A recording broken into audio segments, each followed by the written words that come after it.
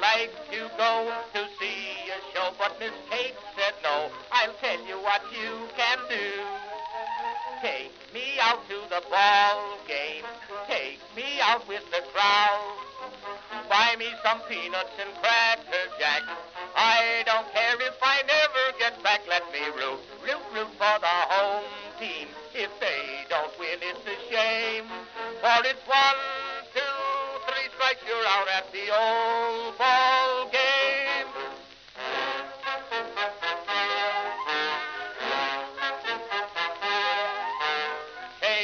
Casey saw all the games, knew the players by their first names, told the umpire he was wrong all along, good and strong. When the score was just 2-2, Casey knew what to do. Just to cheer up the boys she knew, she made the gang sing this song. Take me out to the ball game, take me out with the crowd. Buy me some peanuts and cracker jack. I don't care if I never get back. Let me root for the home team. If they don't win, it's a shame. For it's 1, 2, 3 strikes, you're out at the old ball game.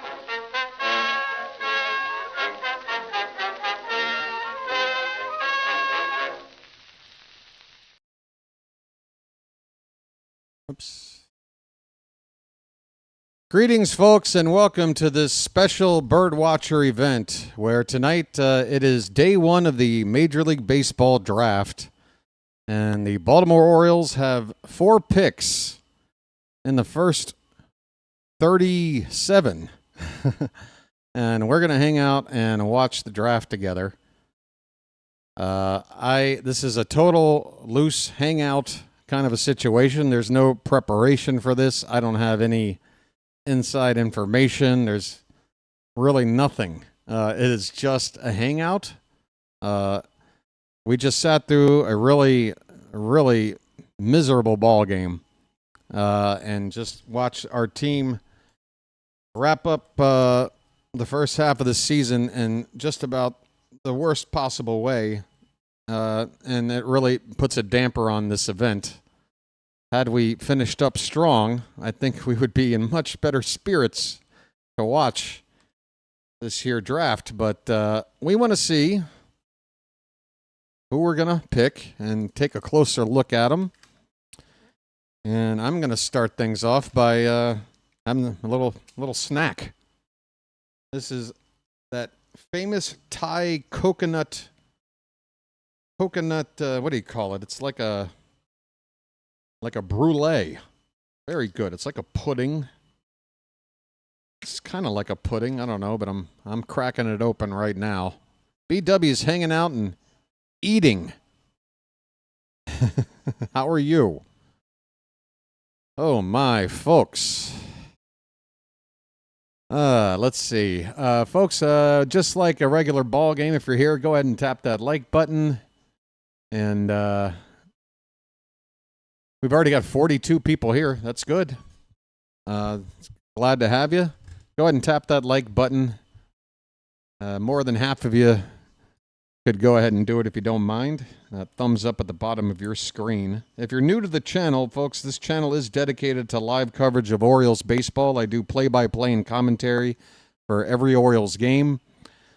I do a pretty good job. So if you're new to the channel and you're only finding it through the draft here, consider subscribing and checking out the channel when we're doing games. We have a Charm City chat here. Oriole fans. Everybody's welcome, though. And looks like we're having the first pick here announced. Welcome to the draft.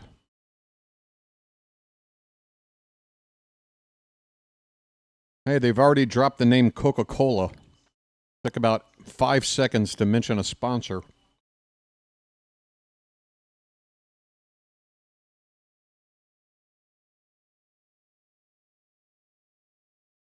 Yeah, I hope Coca-Cola doesn't go out of business.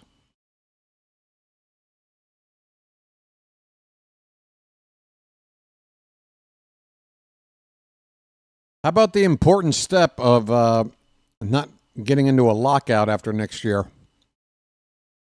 Can we get the owners and players together and hash out a deal so we don't miss baseball in 2027? That would be good.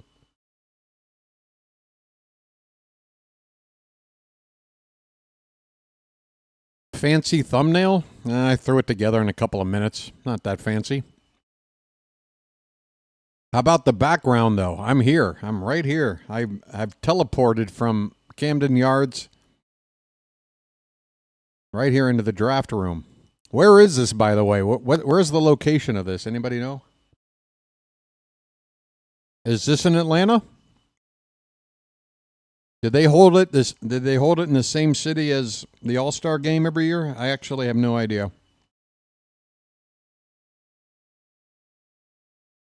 The Nationals are on the clock in under 5 minutes. Is that how much time between picks? Does anybody know that?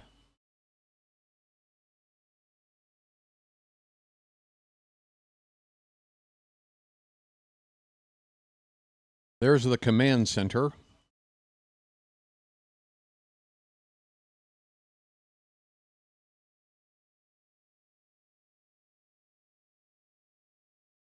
They've got a little camera set up for some clubs.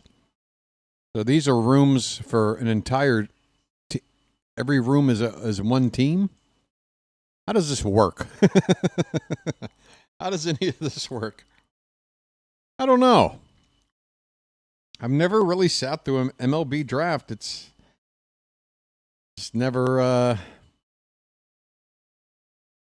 have.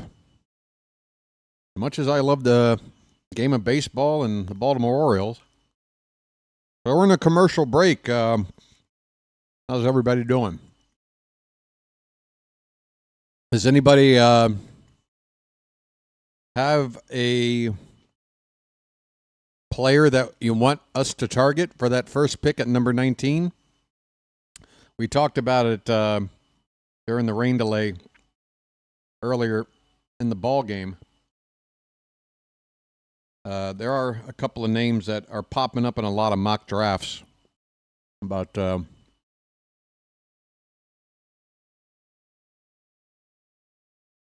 guy by the name of Fine, a third baseman, high schooler, is apparently a player that a lot of experts think that we're going to target.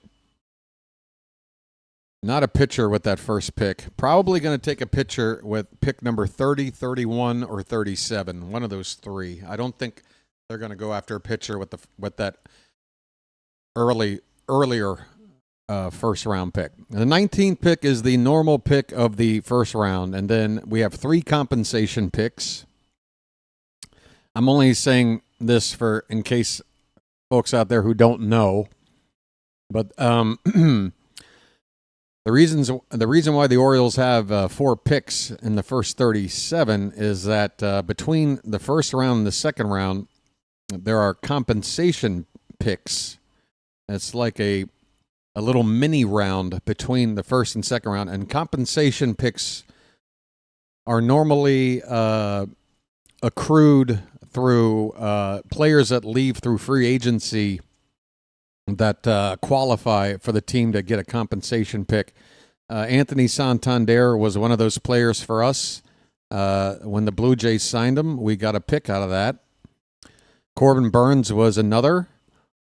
When he went to Arizona, that gave us a second pick. And then the third pick we just got a few days ago when we dealt Brian Baker to the Rays down in Tampa. That is the 37th pick. So we've got the 19th pick, a little bit past the midway point of the first round, and then pick 30 and 31, basically the end of the first round, 37. A few other teams will get a compensation pick in there, and then we get one more.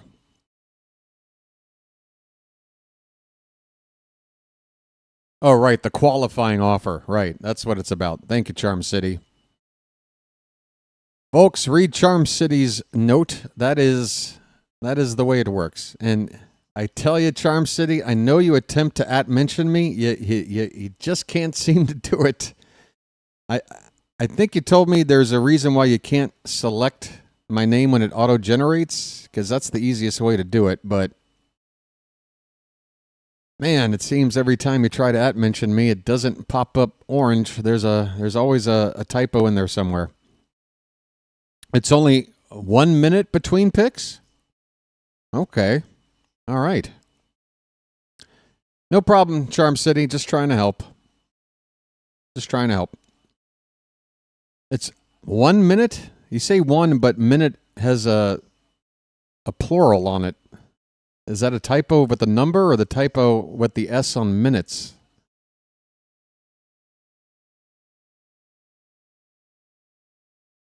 Hey, there's former Oriole Harold Reynolds at the table. Just, okay, 1 minute. All right. All right, here's the first pick.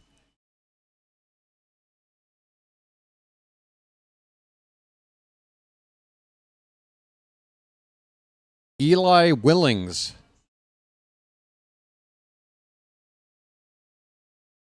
A shortstop out of Fort Cobb High School in Oklahoma, Eli Willits.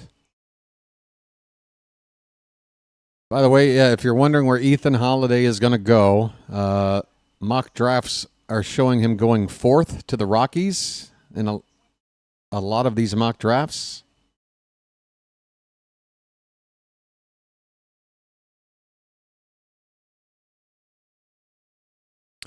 So if it's only 1 minute between picks, I mean, I'm sure they give more than, it's 1 minute plus like something, right? I mean, like this isn't like NBA or NFL. There's nobody there to like put on a jersey, shake the hands with the commish and all that stuff. It's just start picking players. All right, they give a comp for these players. Eli Willits, his player comp is Geraldo Perdomo, the shortstop for the Diamondbacks. Does that mean he's a switch hitter? I don't know. Supposed to go 3rd or 4th. Washington with the reach. Well, I mean, you say supposed to. If you got the number 1 pick, you believe in who you pick. Nats have been pretty good at drafting, right? They've got some nice picks over the last few years. James Wood and looks the real deal. C.J. Abrams. Oh, no, he came over from the Tatis deal, right?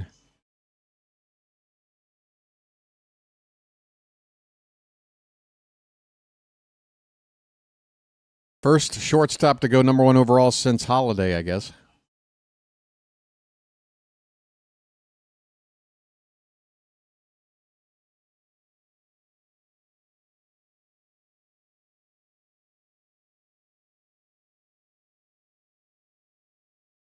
Hey, folks, this might be a mistake, and I'm not promising anything, but just to put the feelers out there, would anybody be interested if I started up a fantasy league? Maybe next season? Maybe I should just do NFL for the off season. I don't know. But some kind of a fantasy league for the channel.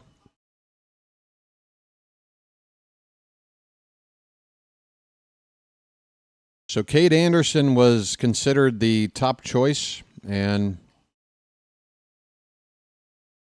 that's the left-handed pitcher, right? I guess he's up for grabs. Who's got the number 2 pick? I don't even see it. This is definitely not 1 minute between picks. Oh, the Angels have the next pick.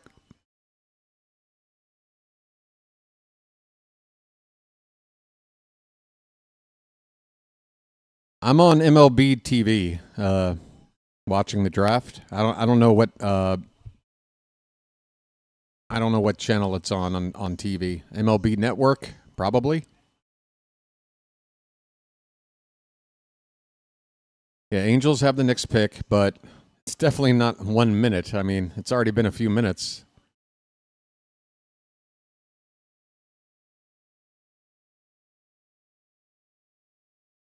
First number 1 overall pick for the Nationals since Bryce Harper back in 2010. Anyone ever heard of him? He was a real. They really reached for Bryce. Man, did he have so much hype. Not that he didn't deserve it, I guess, but the hype, I don't know if I can recall another number one pick that had the kind of hype that Bryce Harper had.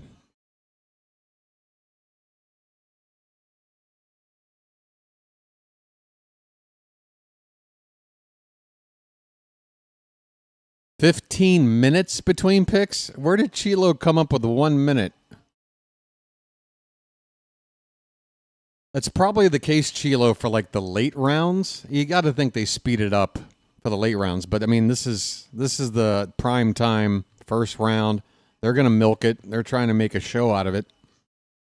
They got to give time for these guys at the analysis desk to talk.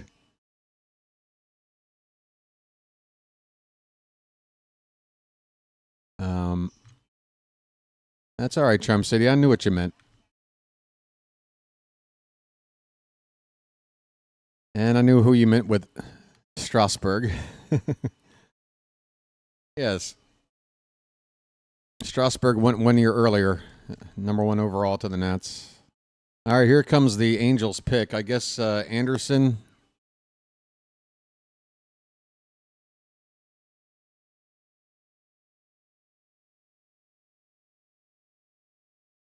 Wow.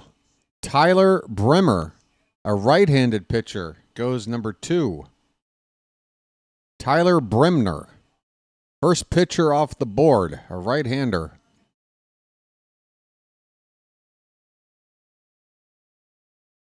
They're saying it's a shocker pick. So already 2 unexpected picks to start the draft. And whoever this guy that was projected to go first has dropped at least to 3rd. Can we have a pitcher that's slated to go top 10 drop to 19 and then we take him? Just take him. Like, forget about whatever you scouted. I mean, if you get a pitcher, one of these like top 4 or 5 arms fall to us, just take him. Does anybody mind if we just blindly take a pick that maybe we didn't put a whole lot of effort into scouting or considering and just say, screw it? He's still on the board? I would.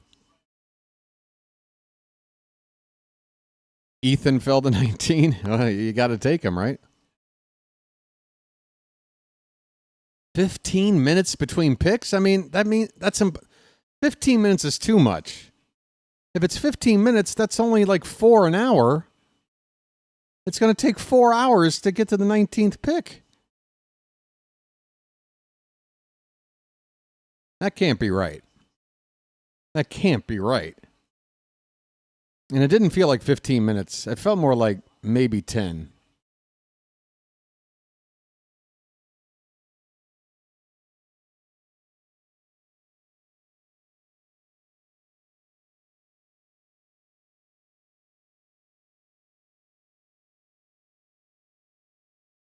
Five minutes? It felt like more than 5. It felt about 10.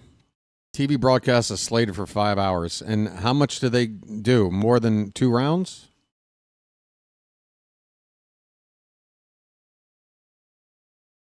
It felt like about 10 minutes.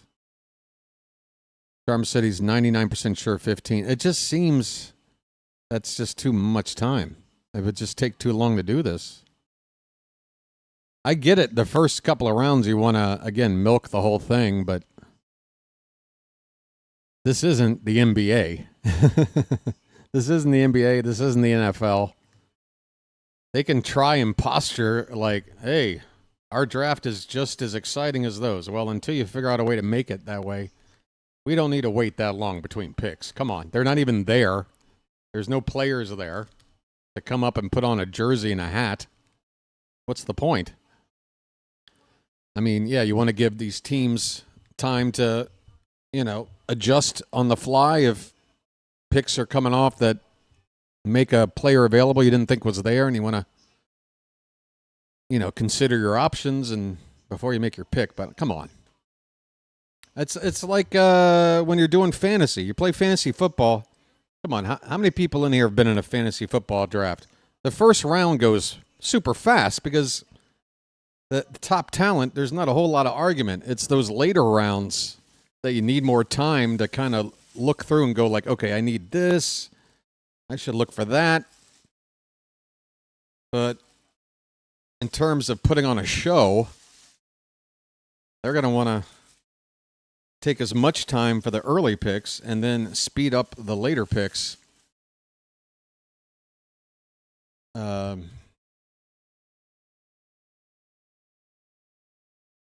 Rays and Red Sox. We don't want. I don't care where Ethan Holiday. I don't care if Ethan Holiday winds up in the division. I mean, we'll see how he. I mean, look, if he was a guaranteed stud, then he would go number one off the board.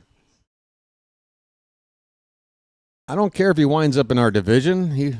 Somebody good is going to get drafted. I mean, I'm not worried about that. What I want to see, there is 3 pitchers in the top 4, 2 more in the top 10. If one of those top 4 pitchers were to somehow fall to us, yeah, take that. I don't care who it is. If they're regarded that highly, I don't care if we weren't ready to take them. We need a pitcher. Just take them. I'm not expecting Holiday to come to us. I don't think anybody should expect that. I think he's going to be gone within 5 picks.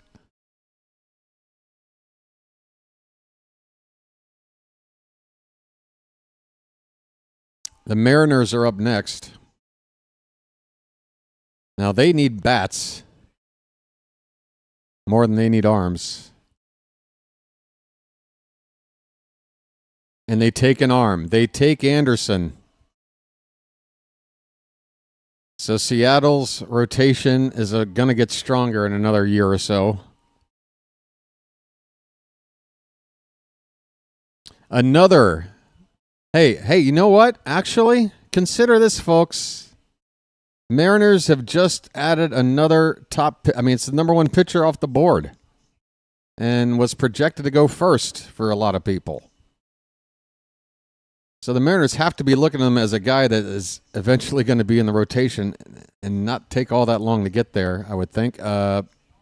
Perhaps they'd be more willing to part with one of their more established arms in a trade, which I still would love to make. I think the Mariners are the right team to trade with for an arm. And now they just got another.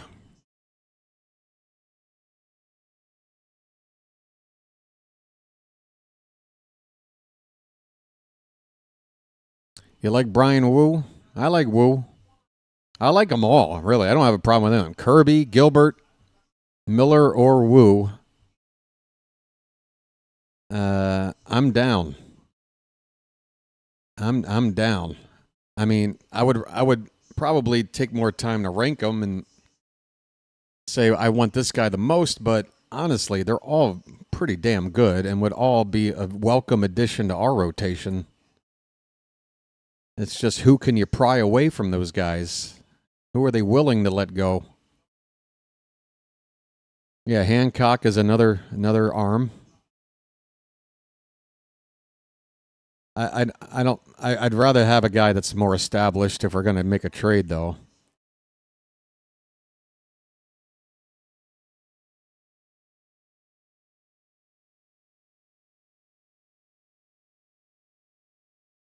They're now interviewing the number 1 overall pick.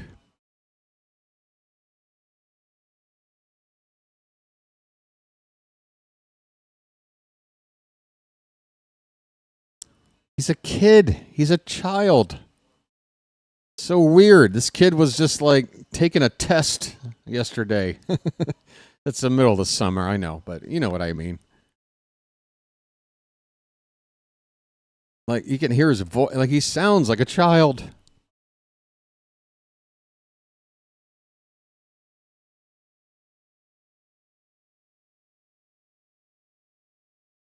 That's just got to be wild to be a teenager You're in high school. Next thing you know, you're the number one pick in a Major League Baseball draft, surrounded by basically your entire community. That's got to be wild. Yeah, I mean, if we can get Hancock just for a rental, like a straight up, yeah, if we're not giving up like major prospects, then sure. But if we're trying to get somebody to be the top part of the rotation, then that would have to be somebody that's already, like you say, like a Woo, somebody like that.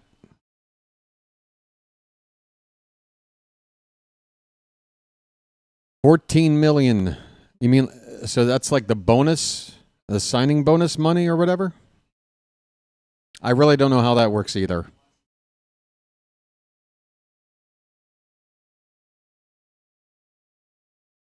Right. Right. Yeah, that much I understand. I remember, it was, Ben McDonald came out of LSU. I'm trying to remember an Oriole that we had trouble signing at some point. Who am I thinking of? I'm sure you guys will tell me. I have to go back in my memory, and I've smoked a lot of pot since whoever I'm trying to think of. Oh, Musina was a holdout, and then we drafted him a second time or something, or did somebody else sign him first?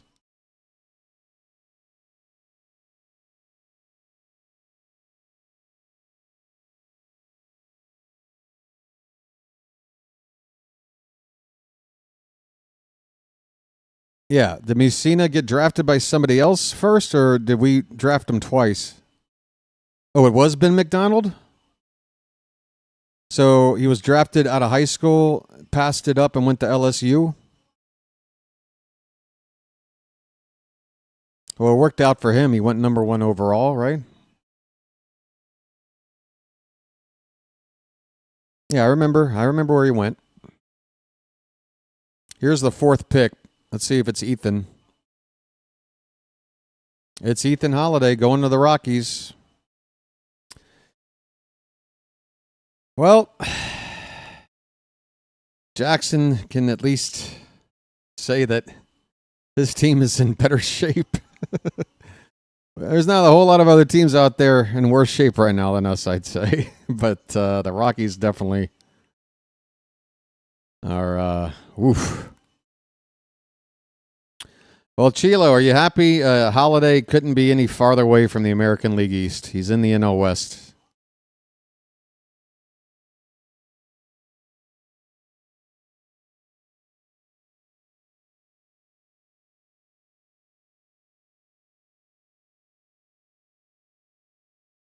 Oh, is my door back here open? Oh, crap. I forgot I left this open. Folks, give me a sec. I'll be right back. I forgot I left the back door open. My air conditioners are running. My electric bill's going to be a mess. Be right back, okay? Okay.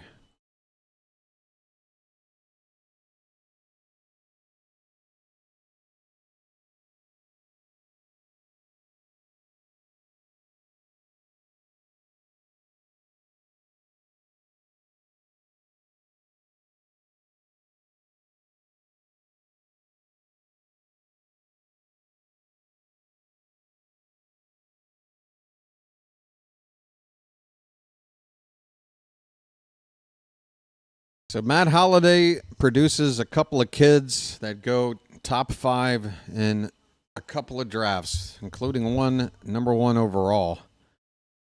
And as I say that, they're now showing us a pair of brothers who have been drafted in the top 5 in the past. The Upton brothers, Justin and BJ, and the Young brothers, Delman and Dimitri. I forgot about Delman Young. I remember Dimitri Young, of course. Delman Young, I kind of forgot about. I mean, Ethan's already 6'4". Wow. Damn.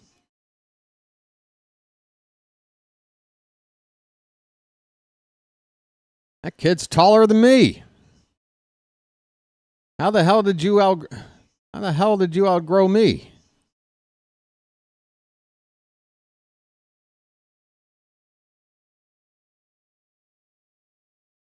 Oh, I'm sorry, Charm City. Well, first of all, slow your roll. What do you want to do? Hit me with a cat of nine tails? I got it mixed up in my head. I was thinking the other young. I'm sorry. Dimitri was the switch hitter, right? Delman was the one that hit the game, yeah, against the Tiger. Double down the left field line, right? Double down the left field line, Charm City. Am I okay? Don't flog me, okay? I just mixed it up. I've been up all night. I'm going to make a flub. It happens.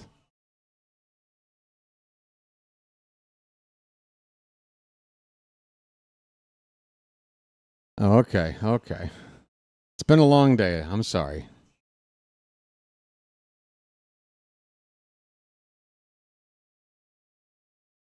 Joe and Dom DiMaggio.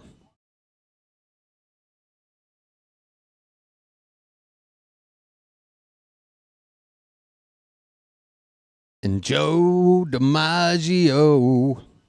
Hey, you know you're a good ball player when you make it into a hit song. I want an Oriole to be in like in a song that you can play at the jukebox. Joe DiMaggio is in two prominent songs: "Center Field" by John Fogerty and "Mrs. Robinson" by Simon and Garfunkel. That is or number 5 pick is coming up next, Rob. The Cardinals have the next pick. And he banged Marilyn Monroe. That's right. Joe DiMaggio. Man, what a charmed life.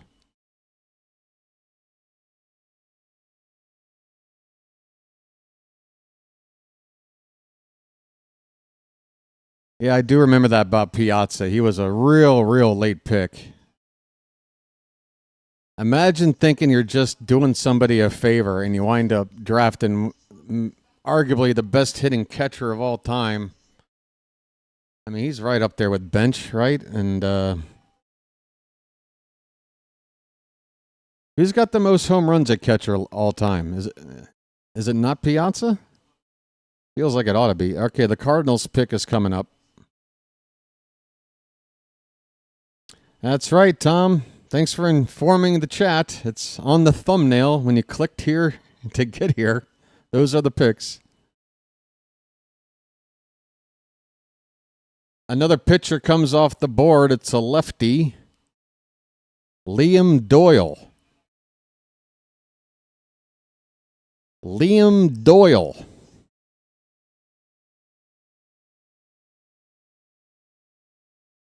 Doyle. The only Doyle I know is Brunson, poker player. Yeah, I mean, Piazza, I think, racked up more homers. I mean, Bench played forever, though. Bench might have more RBI. But the slugging percentage, I'm sure, is higher for Piazza. But the counting numbers may not be there for some things. Liam Doyle. Wow. Gets it up there near 100 miles an hour. 21 years old. Oh, this is the guy that pitched the no-hitter? Okay. What college was it? Oh, here it is. Tennessee? I see orange. Yep, Tennessee.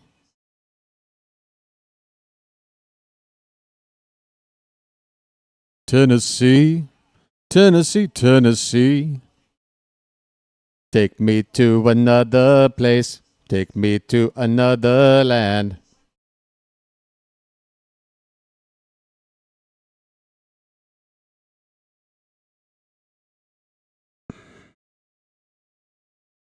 There you go. Piazza's got the home run total. Nice. Thanks for the info, Charm City. But yeah, just amazing. Again, just to go back to your point, I remember that whole thing about Lasorda doing a favor to draft Piazza. You know, to help out one Italian helping out another Italian, you know? Hey, gabagoo, huh? Hey, I take a Piazza in the last round, you know, as a frickin' favor. You know, I owe somebody a favor. Next thing you know, you got the greatest home run hitting catcher of all time on your team. That's a nice that's a nice surprise. Sometimes it pays to do favors for people, folks. Remember when Mike broke his bat into fluid clemency? Of course. Yeah. I mean, that is ridiculous. What was that? 2000, 2001 2000 World Series, right? Subway Series. That was crazy. That's when he knew Clemens was definitely on something. You got to be on some kind of enhancement something that to enhance you to throw a bat shard at a player. Oh my. Yeah, Lasorda with the Slim Fast commercials. That stuff was hilarious. I swear, he must have cut like 5 or 6 different commercials for that product. I think they shot them all in 1 week. They like put him through a crazy regiment, got his water weight down, took a quick photo, cut a few commercials, and then Lasorda put all that weight right back on.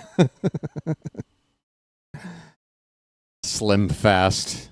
Yeah, and go back to the way you were fast, too. Johnny Bench's kids' TV show. No, I don't know anything about that, Janet. Tell us something about it. Or at least tell me.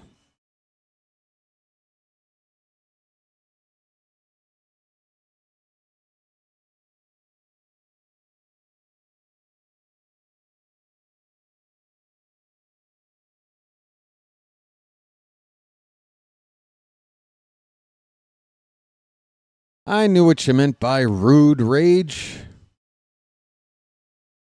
Now, who's next off the BORAD? Get it?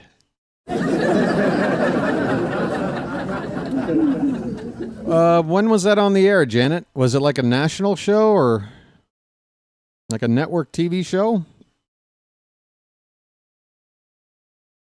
Something sounds familiar, but I honestly can't quite recall. Oh, Tom, you don't have to get rid of your message. It's fine. We're all having fun here. This is all about joking around. Look, if I'm doing anything, I might be teasing, and I'm not trying to get under anybody's skin. I hope you're not trying to get under mine. Here comes the Pirates pick.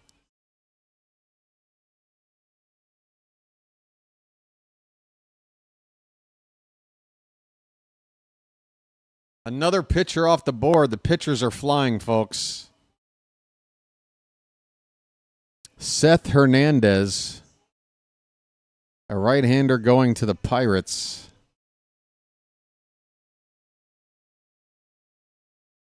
I for some reason didn't think that this draft was going to go like this. I mean, right now we are on the, is this number 5 or number 6? Number 6. So we're only a third of the way to our first pick. And it's already been 40 minutes, so we're talking probably 8 o'clock till we get our pick, like another hour and 20 minutes on this pace. What do I got to talk about for another hour and 20 minutes before we see one Oriole taken? I mean, damn. I should have maybe started this halfway through the round. I don't know. When I decided to do this, we were doing so well, and I'm like, damn, I want to see who we're going to go draft.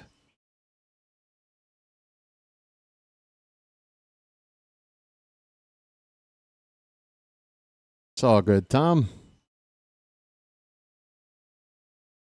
All the best talent were high school players this year.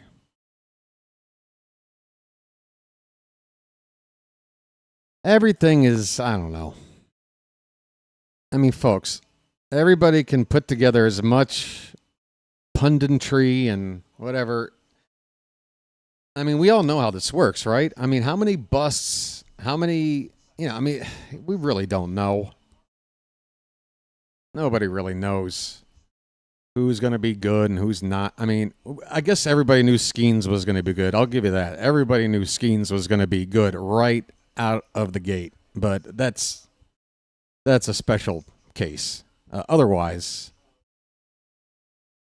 there's plenty of number one overalls that went on to do very little, and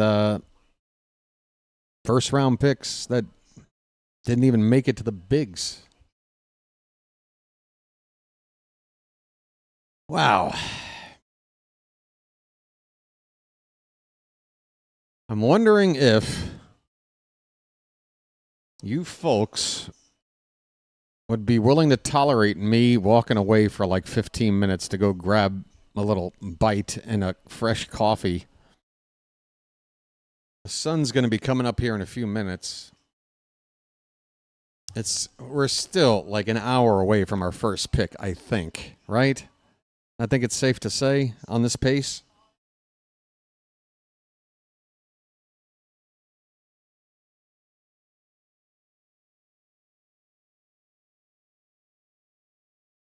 What do you guys think? I mean, there's 52 people here. It's a nice little gathering. I don't want to make anybody leave. But if everybody's here to see Orioles getting taken, then I don't know if you guys would mind much if I took a little bit of time away, considering how long I was on for the rain delay and one of the worst games I've watched in recent history. Is that cool, everybody? Will everybody promise BW that they won't leave if I go away for a little bit?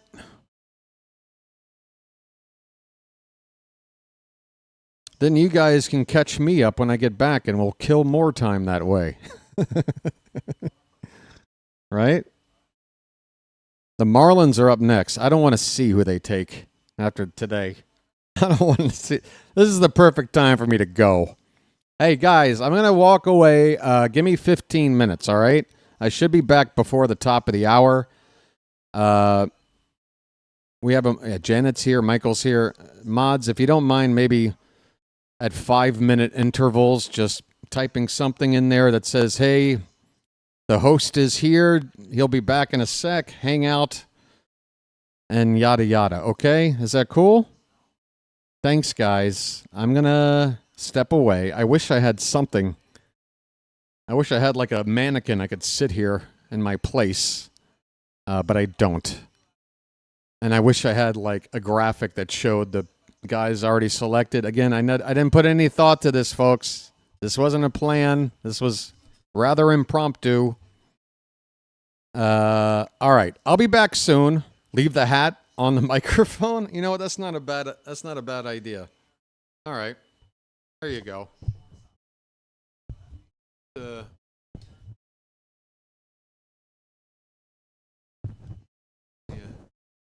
Right there. All right. Good.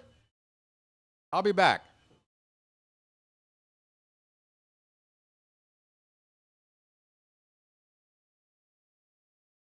Marlins took a shortstop from Oregon State. I'll be back.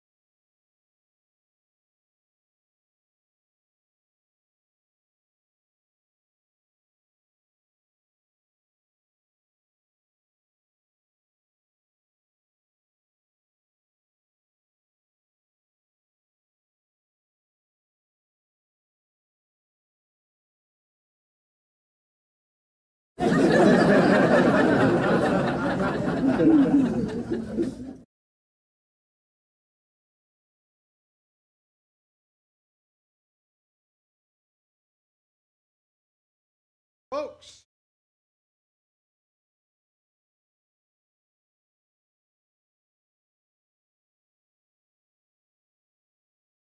Hey, everybody. I'm back.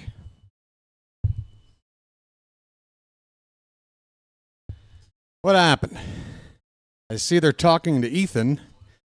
Harold Reynolds asked, "When did you get taller than Jackson?" I'm glad he made sure that they were talking about height. Get it?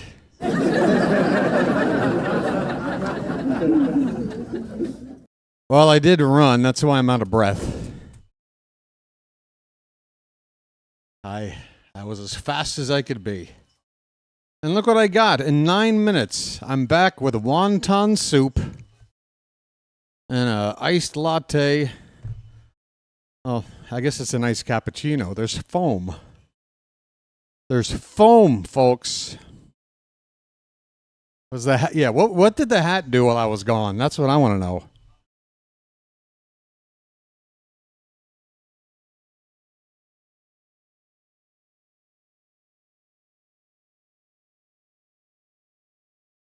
Ninth pick, Reds.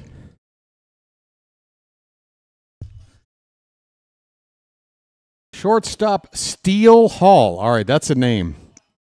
That's a name. Steele Hall is a Red. Or maybe a Red if they sign him. Things are cheaper here, yes. This is 45 baht. That goes about $1.15, $1.20, and it's just as good as anything from Starbucks. All right, maybe not quite that good. But is it worth being $4 less? Is it worth getting 5 of these for every one of those or whatever? Yeah. Definitely.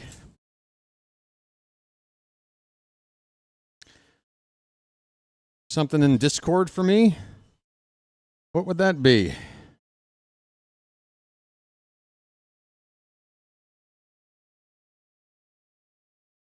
What would that be? The baseball bunch. The baseball bunch.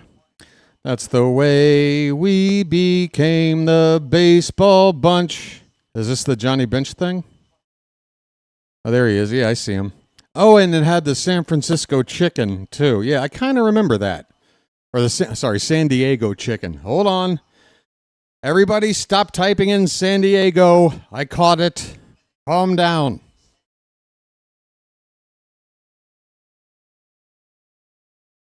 All right, so what picks did I miss? Just 1 or 2? When I left, the Marlins had just taken somebody. I got some soup to eat. Ran for 5 seasons. Where in the world is Carmen Sandiego?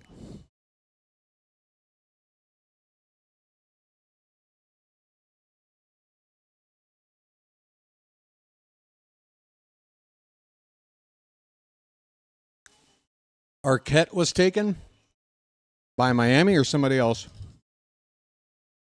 Didn't the Blue Jays have a pick somewhere?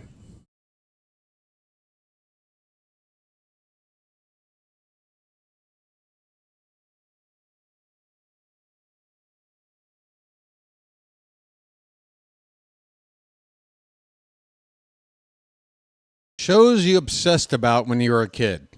Talk to me about it, folks. Shows you were obsessed with when you were a kid. For me, you can't do that on television. A huge impact on me. Sketch comedy show on Nickelodeon, produced out of Canada.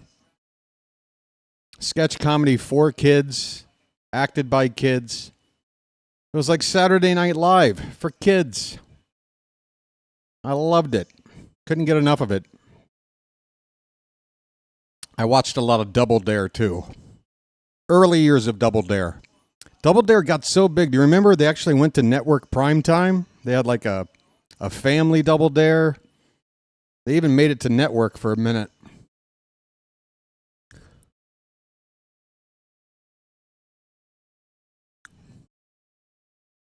Schoolhouse Rock. 3 is a magic number. Yes, it is. A magic number.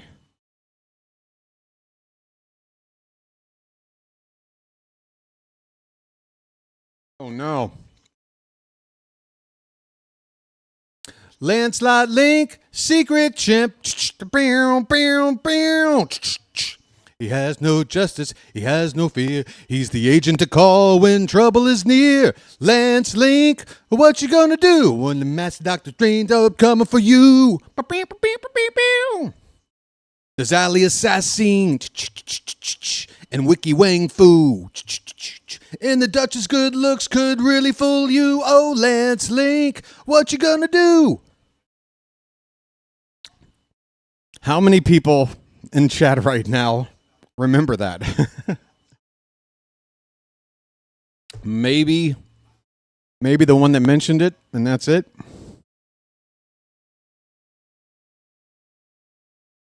Hogan. This is Maxwell Smart. Don Adams. Who will have the unfortunate distinction of being the newest Chicago White Sox? Stay tuned.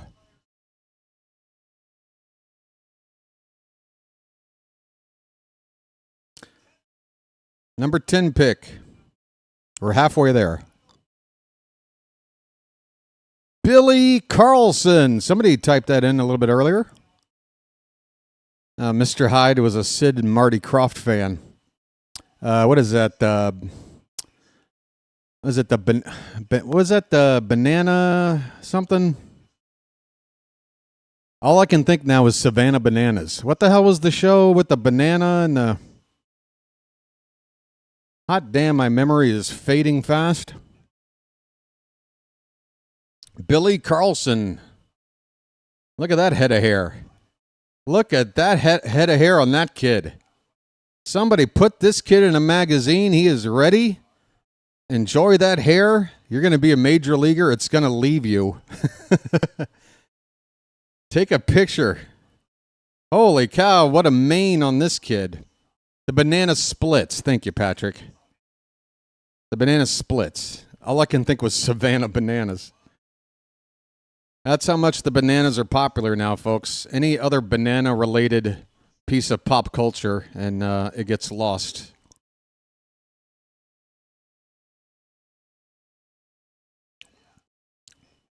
I never liked Land of the Lost. I remember when Land of the Lost would come on Saturday mornings. It was like, that was always when I would be like, okay, I'm going to go outside and play now. That was my cue to go outside and play. I was done with cartoons as soon as Land of the Lost came on.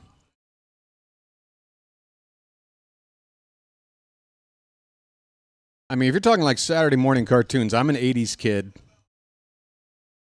I watched them all. I mean, I would always get up in time, like 7 a.m. for the first ones, all the way until 11 o'clock they would usually stop. 4-hour block of cartoons. Oh, here's all the picks in a row. Okay, JoJo Parker went to the Blue Jays. JoJo Parker. Go JoJo. You're going to have fun with a name like that.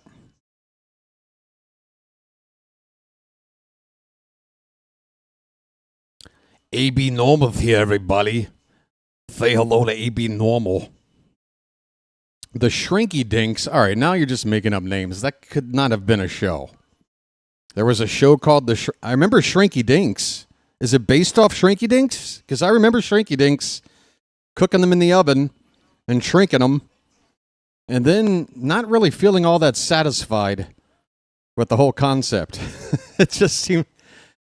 I remember my first Shrinky Dink, and I went, I'm really not all that impressed with this. I was done with Shrinky Dinks. The A's are next. Don't you dare give them a city. They are homeless. Anybody try to eat a Shrinky Dink? Oh my God. You know we're going down a rabbit hole when Billy Barty comes up in a conversation. What are we doing here? It is 6 a.m. I've been up all night long. I'm eating wonton soup and talking about Billy Barty during a draft. Legend Billy Barty. Holy cow. By the way, my demographic, I must be the baby here. Everybody's older than me. Don't worry, I've lived enough. I've lived a hard life. I may as well be about 83 years old right now. I may not have been there, but I've lived it anyway, okay?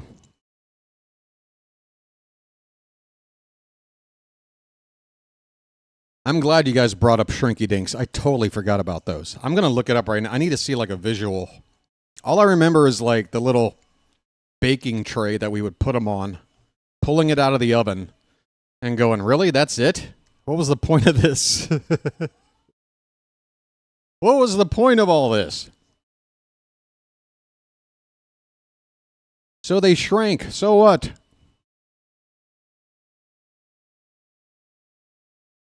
Meanwhile, the only time I see a Shrinky Dink anymore is when I'm walking out of the pool.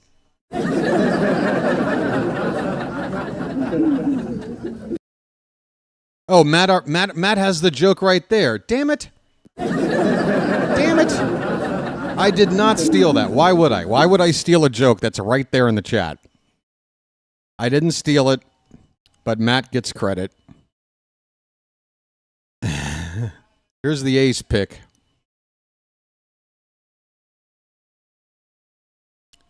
Jamie Arnold, left-handed pitcher. Out of Florida somewhere? Florida State? Thanks, Patrick. For anybody who is blind but not deaf, there you go. Or is it the other way around? Oh, for the hard of hearing, Patrick's got the info. That was pick number 11, right? 12 coming up. We're kind of getting there.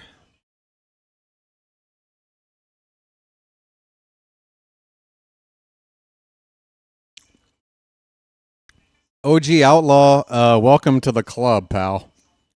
You're not alone, man. I think a lot of us are there. Maybe that's why you guys put up with me. Why can't we be friends? Why can't we be friends?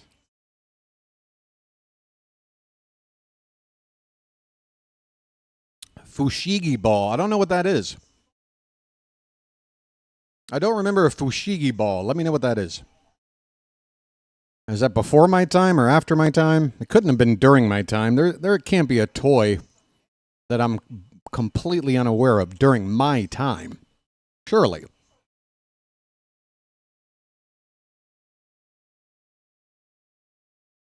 What is it?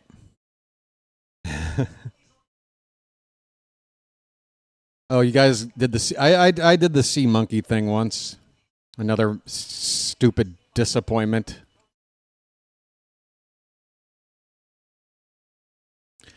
Captain Caveman.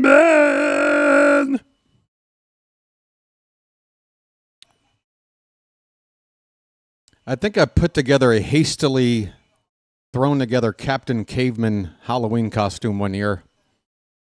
Nobody even understood what I was supposed to be. They thought I was Barney Rubble. They couldn't figure it out.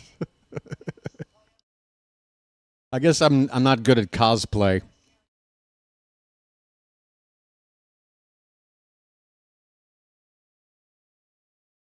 Old guys call us young and the young call us old. That's so true. 48 is like nobody gives a shit. You're too old for the young. You're not old enough for the old. What are you gonna do? Hey, look, if you think I'm too young, you older folk out there, again, we'll see where everything. I'm gonna beat you. I'm gonna beat you to that grave. You watch. You might as well consider me old. Rangers are up next. Look at Jesus. There's like 50 people in the room to draft somebody.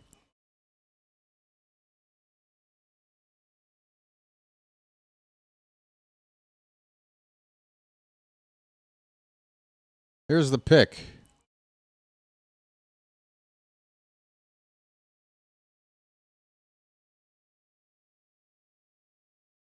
Oh, there goes Fiend. Fiend was the guy on a lot of mock drafts for number 19 for us. He's gone. There he goes, Gavin Fiend. They said he was the best pure hitter amongst the high school bunch. The best pure hitter out of the high school bunch. That's what I read. That's the one note I've got, is that this dude is that. And we were looking at him, or other prognosticators were predicting that that's who we'd get. So perhaps Elias is twitching in his chair right now, wondering what to do.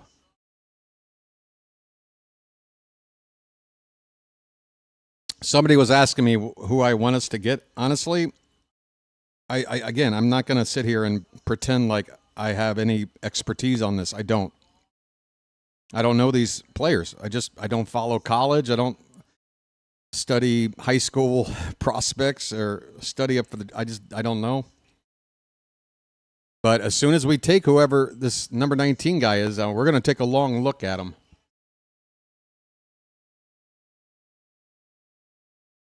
By the way, thank you for letting me eat on the air.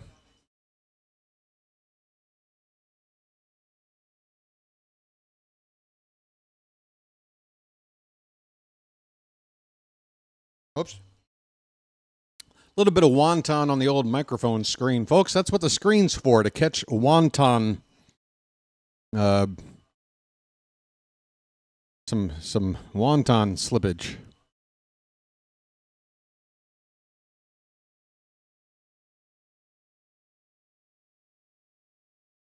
Charm City chat is as active as it was during the ball game. I guess this was a get-together we're doing. We got 60 people here.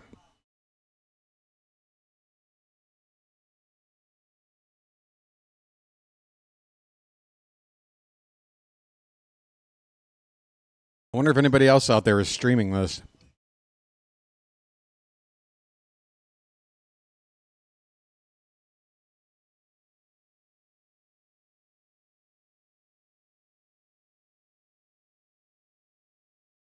AB Normal just had a Biscoff coffee biscuit. You have a biscuit. What are you, Sling Blade or something? What are you going to go fix the lawnmower now after you have some biscuits or something? What do you got, a Kaiser blade? Sometimes you call it a sling blade or something.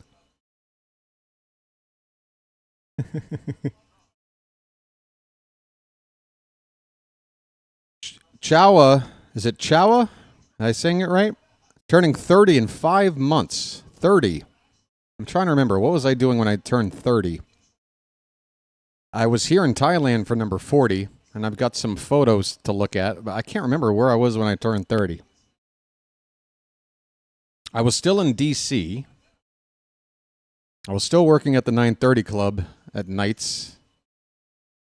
Yeah, I was unceremoniously let go a year later. Folks, there's a very fun story involving Jack White and his side band, the Raconteurs, and my removal from one of the most popular music venues in the entire United States after 8 years employed there.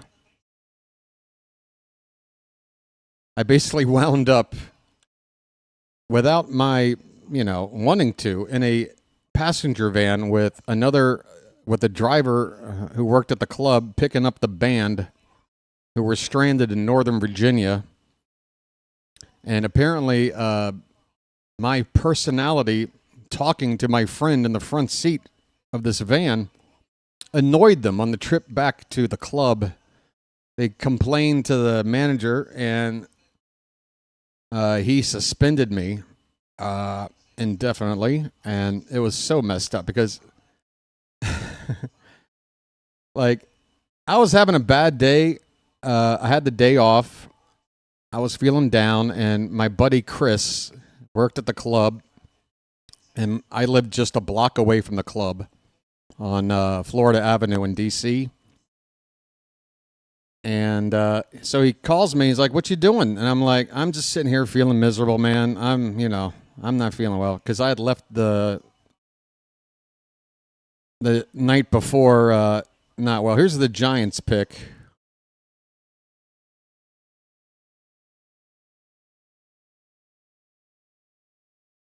Another shortstop. Remember, folks, a lot of shortstops out there, but they don't all wind up shortstops. Gavin Keelan.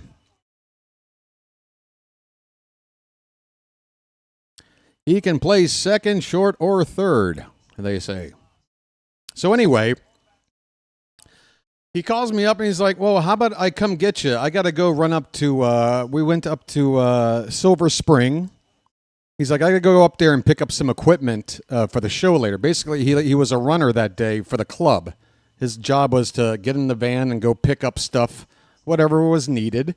And he's like, "Look, I'll swing by. I'll get you. We'll head up to Silver Spring. We can hang out. I'll go pick up some stuff from this music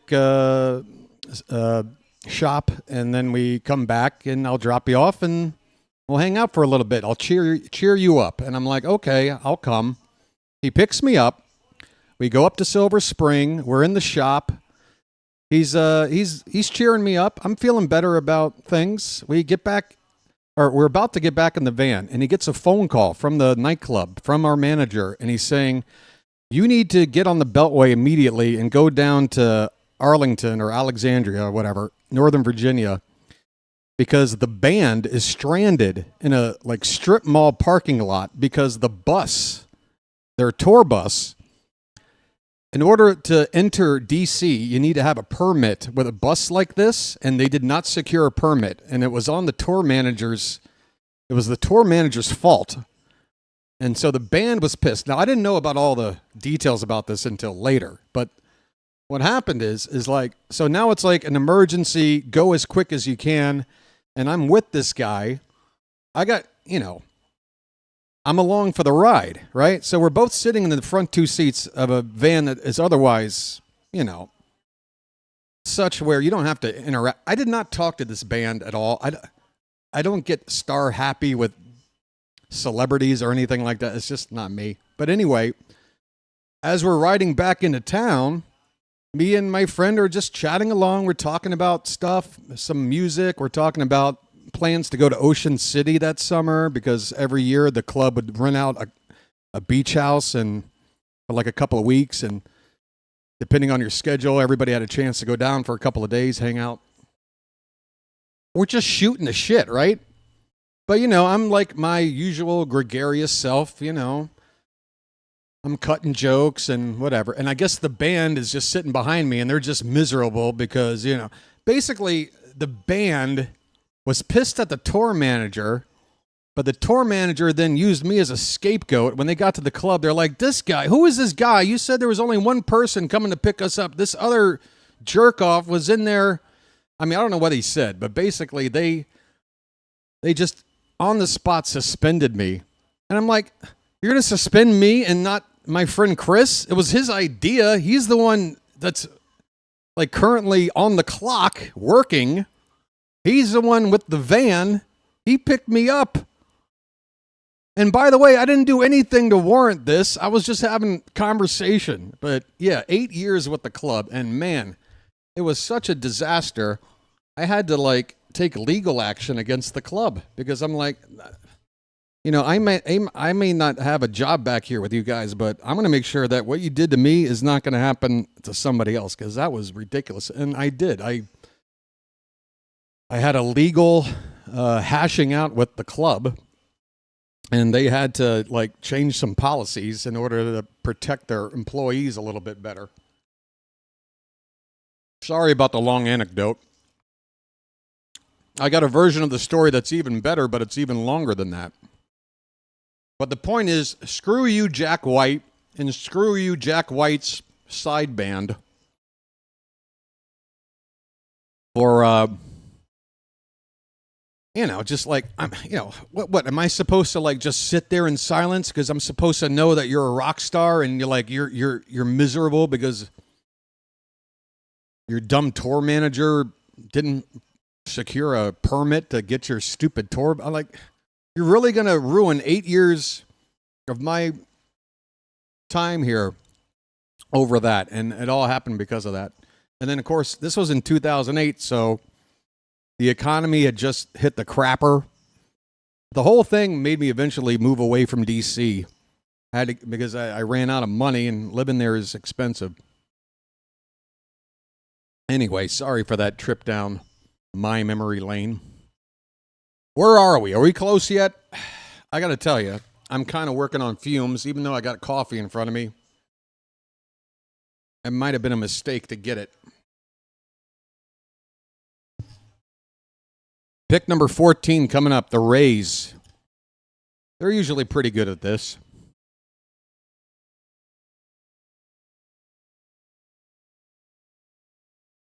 Daniel Pierce.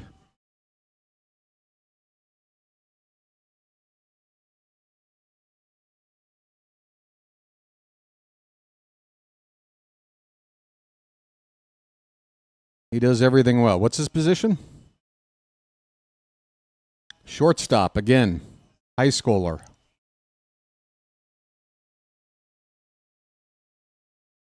All right, how about we take something that's not a shortstop? Apparently, the top 15 are already off the board. I got a feeling we're taking an outfielder. I mean, how many of them have gone? I'm going to bet we take an outfielder.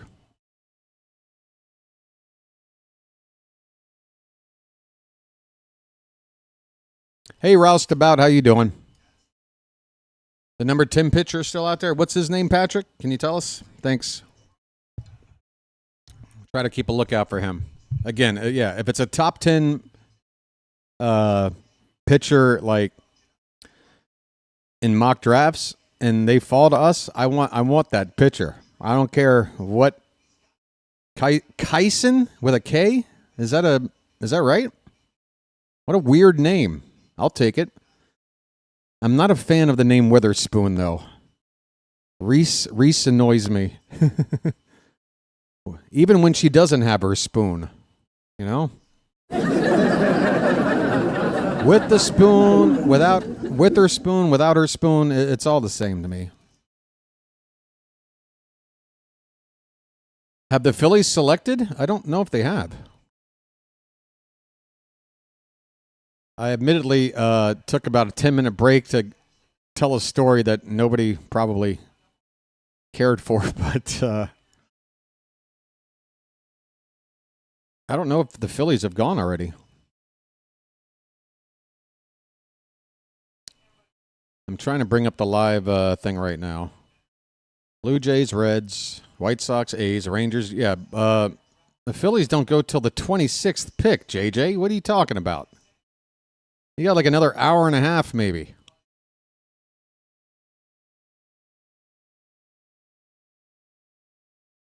Yeah, screw Jack White, man. I'm telling you right now, because every time I see a post about Jack White and I see people leave comments talking about, hey, he's so cool. No. He and his bandmates are dicks. Don't let anybody tell you different. Again, it was the Raconteurs. It wasn't the White Stripes. Meg White was nowhere to be found. It was Jack and his boys.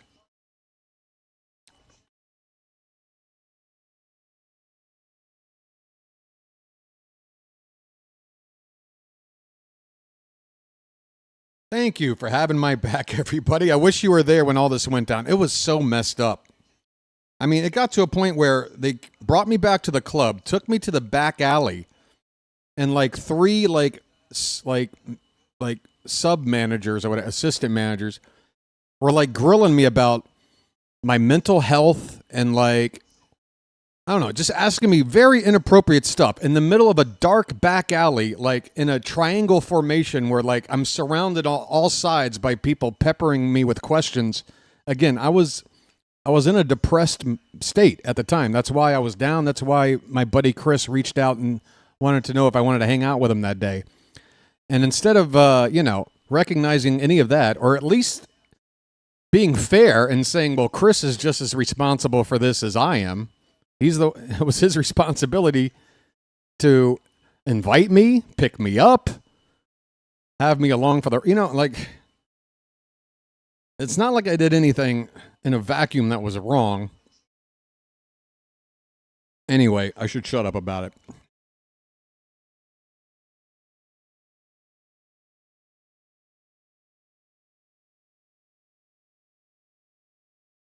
Thank you, Pocket Watch.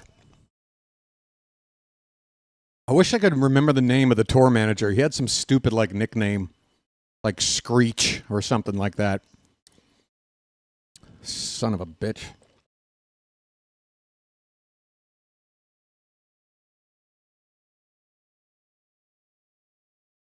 Eight years at that club, and they even brought me in like, were you along just so you could like get close to the band? I'm like, are you serious? I've been here 8 years. When have I ever shown any interest in like trying to get special access to a band? Never mind a band I could give half a rat's ass about. Do you even know the music I like? This is Jack White's side band. I don't give a shit. I've hung out with people way cooler than this, whether the record sales say they're good or not. Here's the Red Sox. Witherspoon is gone. Chilo, are you actually in PT7? Why are you? Can I at least call out the pick? I'm not missing it. Give me 5 seconds. Don't you know how the channel works? Give me a chance to call it out. Why else are we here? I'm here for every 15 minutes to throw a name out and tell you who it is. Thank you. Kyson Witherspoon.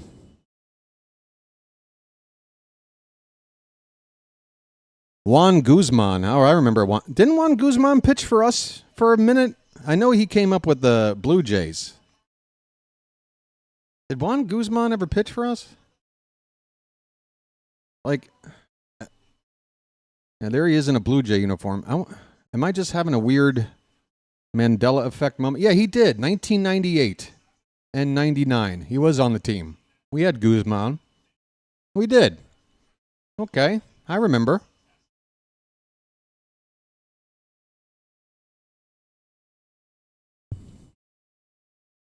Cool stories about getting on stage to sing, anything like that.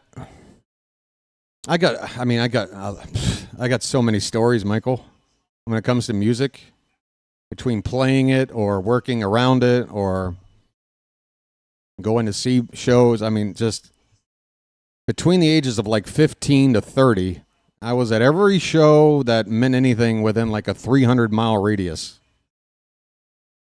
I was all about that music. All about that music. All right, so what number was that pick? We're already... Okay, we're getting close, folks. The Twins are up next. And we are a few picks away from seeing who the Orioles take here in the first round. Sean Figgins. Oh, I remember Figgins. Mostly with the Angels, right?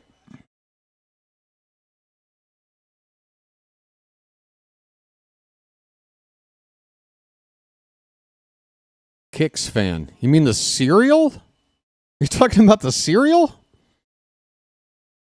I find it to be slightly lacking in flavor, but it'll fill you up.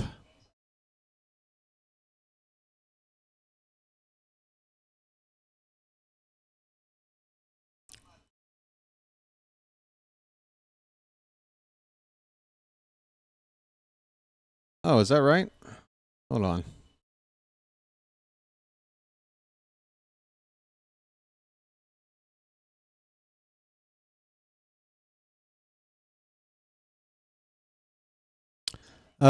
Figgins never played for the Orioles. I didn't think he did. I wanted to make sure. Figgins never played for the Orioles, JJ. You made me look it up. I wanted to say it confidently, but again, my memory, I'm not going to rely on it. Yeah. So, JJ, that was a giant... Big buck, stop it all. Yeah, folks, if you had to eat Kix as your cereal, I'm sorry. That was the most flavorless cereal out there, other than like adult cereals. I mean, for a cereal that was supposed to be for kids, Kix had to have been the worst, right? Not that I particularly enjoyed the super sugary cereals. I'm kind of I like Rice Chex. I like a nice bowl of Rice Chex. That's got enough of what I need right there. Kicks the band. I remember Styx. 16th pick.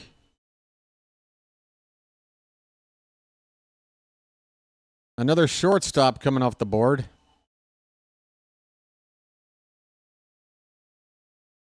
You mean the Kicks?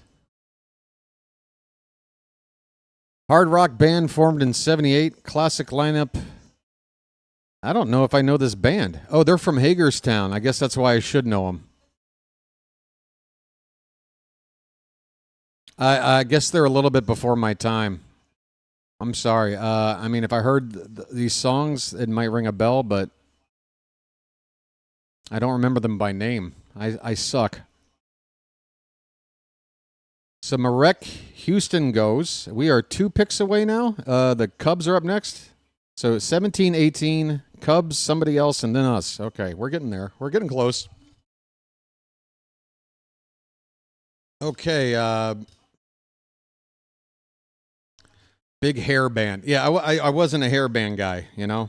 I luckily, like, literally the week of high school in the fall of 1991, Nirvana, Nevermind, like, Smells Like Teen Spirit hit MTV, and the entire landscape of music changed virtually overnight in the first week of high school in 1991. And my high school 91 to 95 run was basically, you know, peak grunge. Like, Nirvana blew up week 1 of my freshman year, and Kurt Cobain, you know, ended his own life like 2 months before I graduated. Like, that was the entire run of those years. Those are my high school years.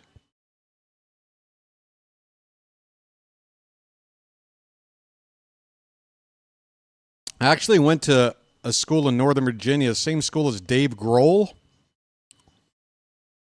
Dave Grohl, who actually is owner of the Black Cat, another venue in D.C., or at least has ownership stake, or did. I don't know if it's still the case, but anyway, Dave Grohl's got D.C. ties.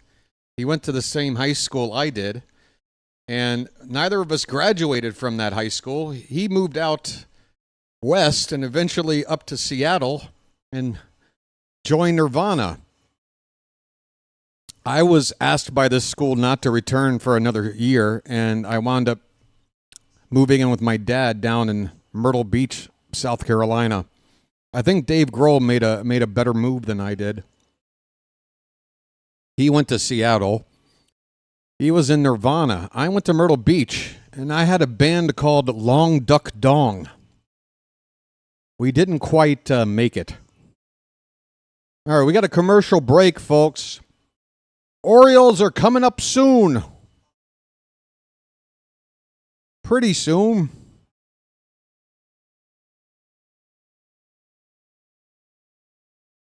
Yeah, folks, honestly, I've kind of got like a Forrest Gump kind of a life. I've been in a lot of places for a lot of events. I've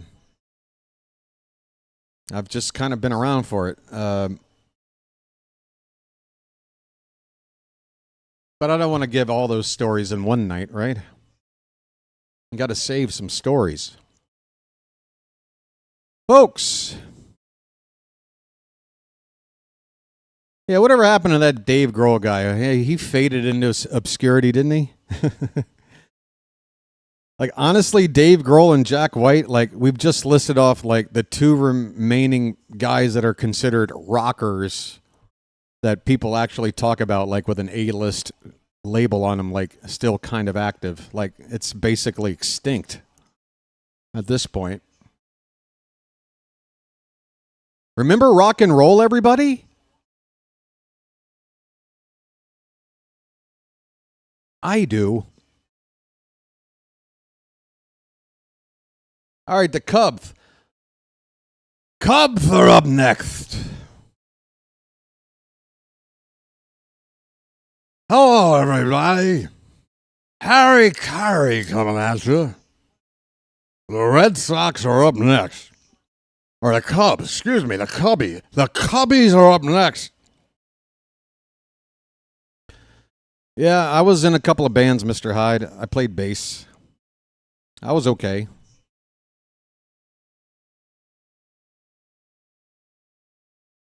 Vocals and bass. Here come the Cubs. All right, let me hear ya.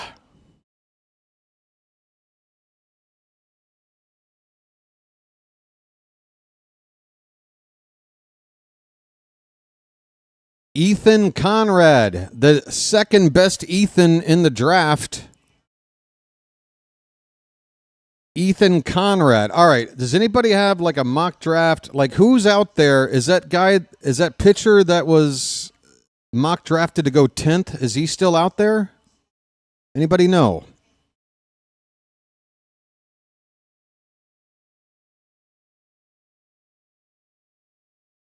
Doug, do you mean Frank Black?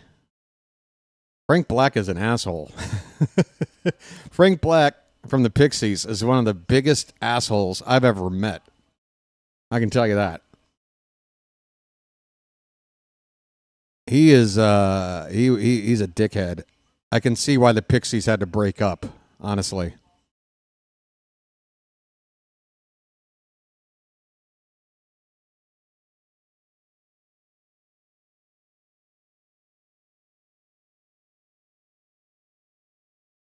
Witherspoon, was that the number 10 pitcher?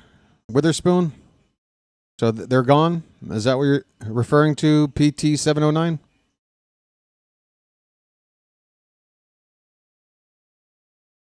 King with the Axe once fought James Hatfield and his big black security guard and lost. I think we could all assume the last part of that story, but when I get drunk, I like to get beat up by security. It's a fetish. Well, maybe we have run into each other, Axeman. Were you ever at the 930 Club between 2001 and 2008? Because I had to take care of people like you from time to time. I didn't enjoy it. I was the peacemaker. I probably took more hits than I gave. In fact, I can say that. I can definitely say that. But I'm a peacemaker. What can I tell you? I go into the crowd and I save you. That's my job. And sometimes I need to save some people from themselves I remember I went with my girlfriend at the club. We went out to Arizona. I think I told you I went out to see spring training in Arizona like in 06. I was still working at the club then. And we went out together while we were out in Phoenix to a show at a club there one night, and a fight broke out. And just I went right into my mode. I like jumped in and just started breaking up the fight. Took a person aside and just started talking at them like, it ain't worth it, man. It ain't worth it. And like, just do it, you know. I'm like the horse whisperer when it comes to breaking up fights in a concert. I did it as soon as when I was young, and like would see shows. Somebody would take an elbow in the pit or something like that. I'm picking them up. I'm carrying them out, making sure they're all right. Okay, I'm sorry. The Diamondbacks just went. Kaysen Cunningham. The Diamondbacks. Okay, we're on the clock, folks. Kaysen Cunningham. Somebody shout out a name of who's left and who should we be picking right now, because I don't know, but we're up next, folks.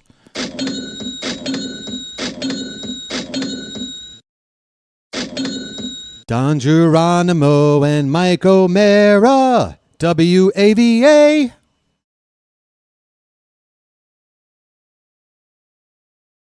Yep, we got next.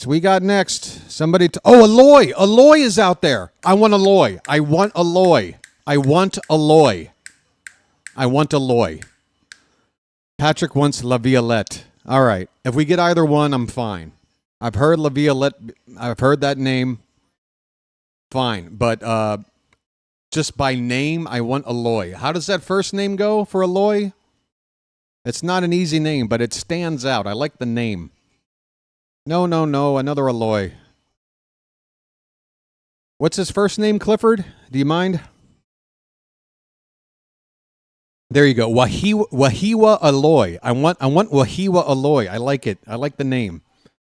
There's no other Wahiwas out there, folks. We could have a Wahiwa. Who wants a Wahiwa?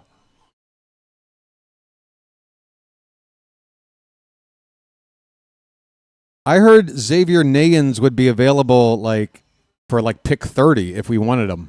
I think we might wait till pick 30 if we're going to try to take him, Jinxie. Again, I'm only going off what I heard. I'm not an expert on this stuff.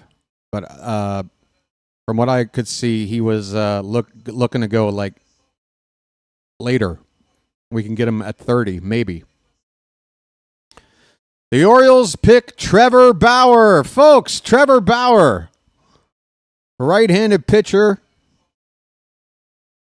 is coming to Baltimore.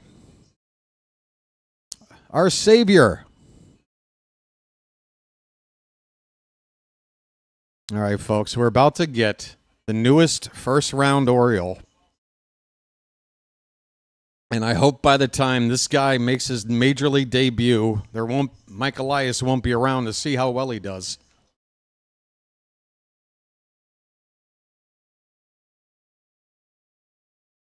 All right. Let's go. I can see our team name in the background, folks. There it is.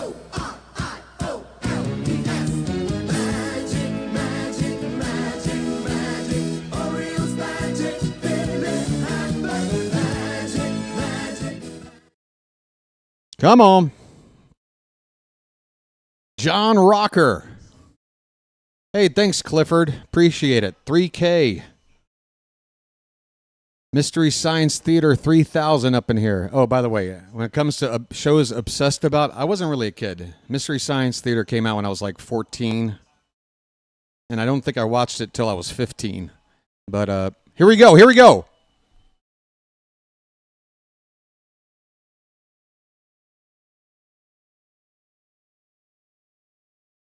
A catcher. We took another catcher, the first off the board, Ike Irish. Ike Irish. Talk to me. Where was he slated to go? How much did we reach? Catcher out of Auburn.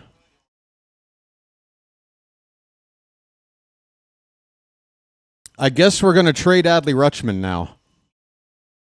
Adley Rutschman is being traded. That's the breaking news.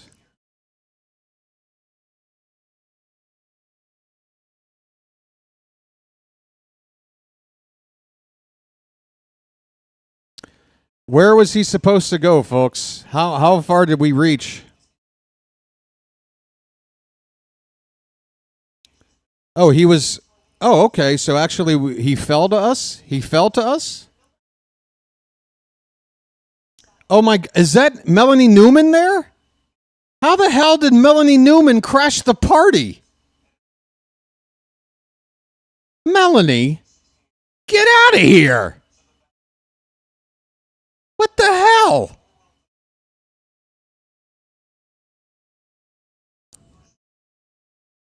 What is Melanie doing?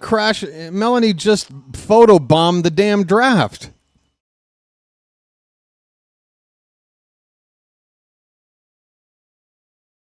All right, we got a catcher, folks. And yeah, he fell to us. And I think that's Elias's thing. He's the kind of guy that says, I don't care what we need. I'm taking the best available player on the board, particularly with that first pick. Again, I'm not going to sit here and try to evaluate that pick because I would just be blowing smoke up your ass. I don't know. Mr. Hyde, there's no reason for me to answer. It's best you don't know. You're probably joking, but best player available. So there you go. What do you do? What do you do? He was supposed to go 9 picks earlier. He's still out there. I like the name. I like the name. I like Ike. Get it? All right. I don't think the Charm City chat is that old, but I like Ike. Ike Irish. The Irish never quit. First of all, it'll be really easy to find something for the soundboard for a guy named Ike Irish. It'll probably be a snippet from Jump Around. Jump around. Jump around. ESPN says Irish has the best college bat in the draft. Okay. So he was at Auburn, right? So he's a little more, ready than a high school player, obviously. He's probably the same age as Basayo already, right? Maybe even a few months older or something. 369, 469, 710 slash. That's pretty nice. How does he rate defensively? What are the, how they rate like 60 for defense, 70 for speed and all that? What's his defense acumen? Fast for a catcher. Okay.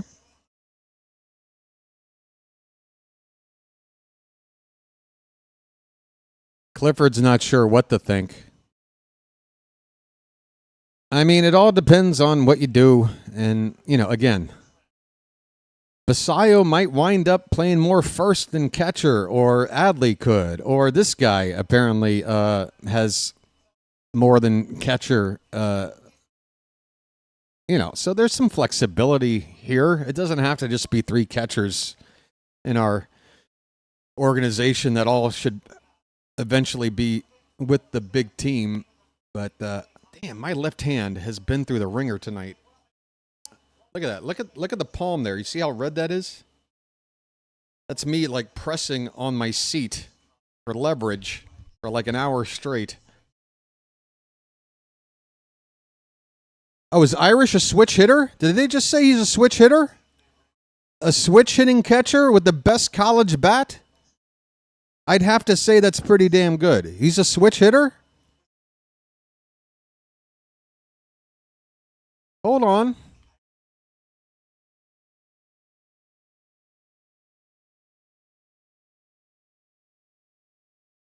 No, he's a left-handed bat. I thought I heard them say switch.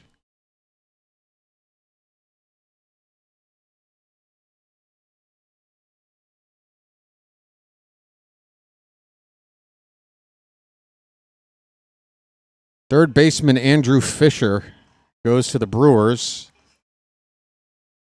Astros are up next, and it's going to be what, about hour plus until we go again. But once we go again, it's going to be like a nice half hour, 45 minutes of like 3 picks, right?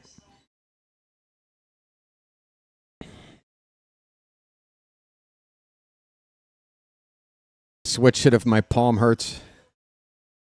Well, I got to keep my right hand. I can't damage this one. This one does everything.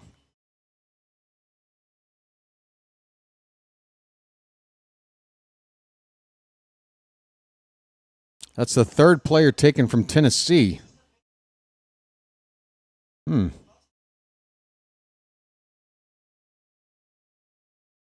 No, number 30, next pick, number 30, which again, who's the guy, Wahiwa or whatever? Let's hope he falls, because I want that dude. I like the name. And whatever. Mike Lavalier, what the hell is that guy's name? Laviolette. Maybe he'll fall to 30. Maybe. Ow. I just bit the inside of my mouth with my chipped tooth, and I'm probably going to draw blood. Oh yeah, Nayans is another one. Yeah. Okay, so we got a little bit of a queue here. We got a queue forming for number 30. Let's see if any of these guys are still on the board. Wake me up when we get there.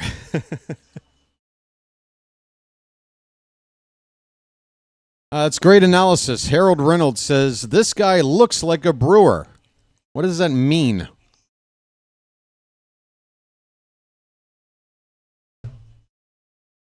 Is he like a pretentious craft brew kind of a guy? Oh, yeah. I was already thinking about it.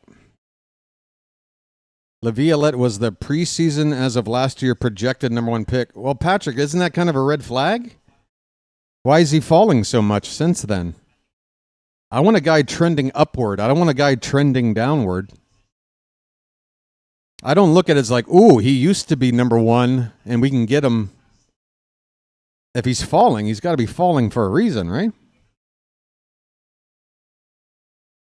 I want a guy on the up.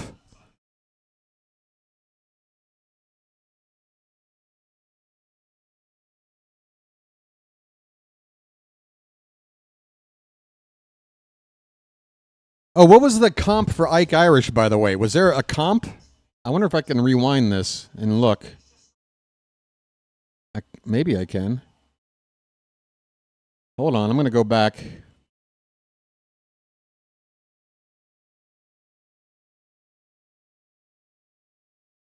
Okay, I'm rewatching the Oriole pick.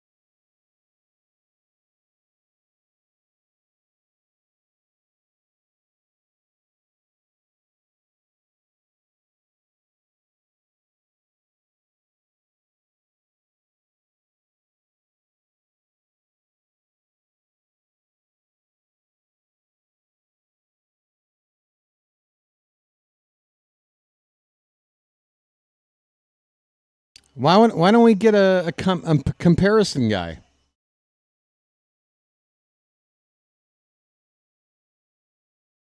I'm probably missing whoever the next pick is. I'm going back to rewatch this Oriole pick and the analysis.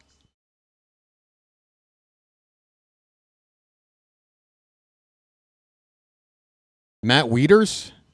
Every comp I've seen so far is a current player.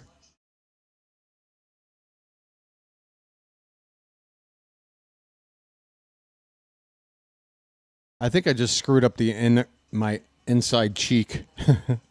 I think I might have drawn blood. And they never gave a comp. They never did. I went back and rewatched that whole segment. I'm going to go back to live now. Okay, so Xavier Nevins just went. He didn't fall. 21st pick to Houston.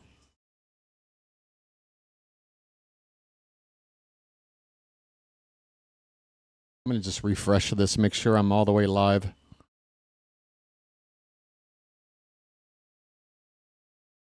So how you guys feeling about Irish? You guys are probably all looking him up and getting more info. Where do you give the pick? I mean, again, if he's the best available bat off the board from college and he can catch, I think, and he was projected to go 10th, I don't know how you go wrong with that pick. Right? Again, is a catcher what we need the most? No. I knew we weren't going to take a pitcher with the first pick. That much I was pretty sure on. I think we're all here to see us take a pitcher, right? We all want a pitcher in these next 3 picks between 30 and 37. Pocket Watch is excited. King with the Axe is wondering why Alan Jackson. It's not Alan Jackson. That's the Chattahoochee guy. We got Alex.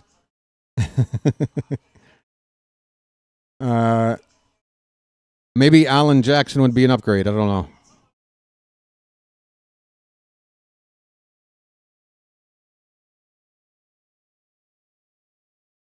I might have to go to a dentist today. I think I just messed something up.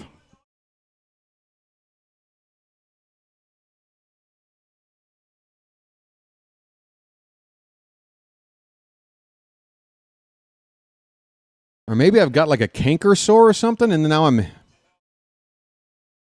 Oh, something's going on in there. Oh, geez. Yeah, I know. That would not be bueno. I don't know what's going on. I think I just bit my cheek. That's all. But now I can't freaking...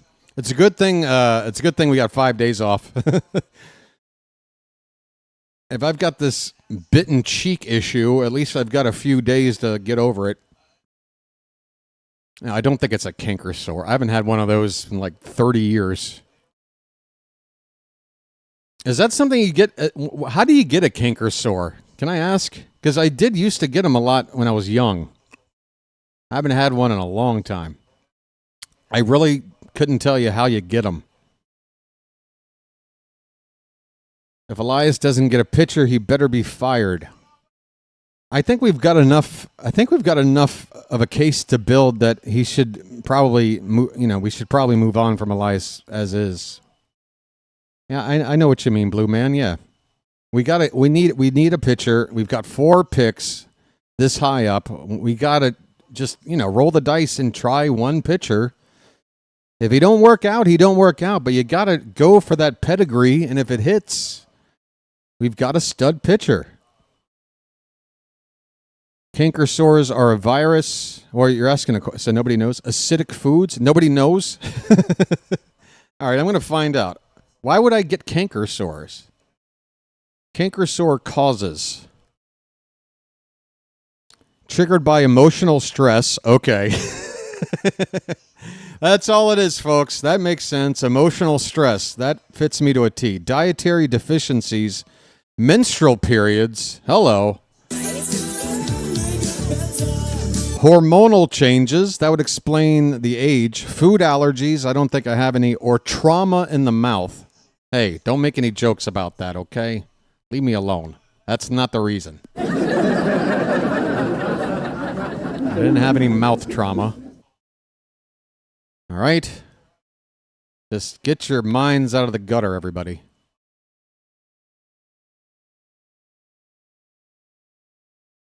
All right.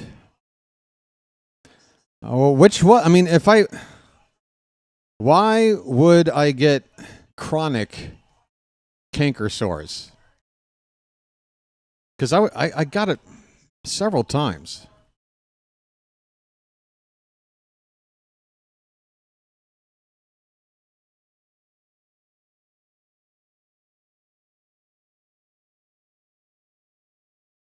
What says right here, the most common cause is biting the inside of your cheek. So maybe by biting it like I just did, I'm going to form a canker sore. Damn it. That would suck. Oh, man. You guys were here live for the moment that I might have developed a canker sore on the air. Fantastic.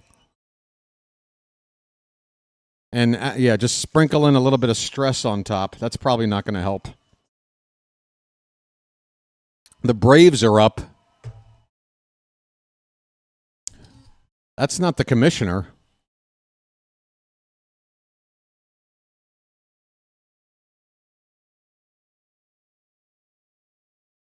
Wow. She butchered the name. All you had to do was get the name right. Tate Southazine goes to Atlanta. Use mouthwash. Yeah, I probably have to go out and buy some mouthwash now. I don't have any mouthwash, but I probably have to go out there and get some. Yeah, every time I bite my jaw down, I can feel my cheek trying to sneak into my bite area. This sucks. Yeah, again, at least this happened now. I'll have a few days to recover. I don't know if Origel is available at my local market, but I'll look. I might just have to be mouthwash. Thanks, everybody. Let's move on. If we draft a pitcher named Jack Bauer, please download the soundbite of Kiefer Sutherland, I'm sure you mean, saying, damn it, in 24. Sure, I'll do it. It's going to be a couple of years, but sure.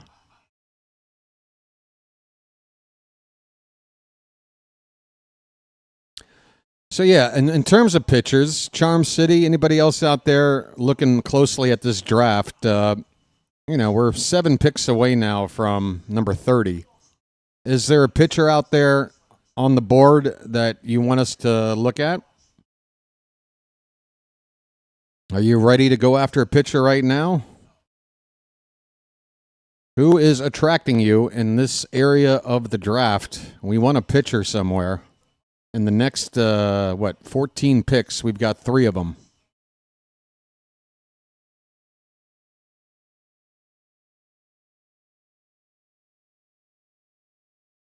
Drink salt water. Thanks for the tips, everybody. I'm just so distracted. I can't stop poking at my cheek with my tongue right now.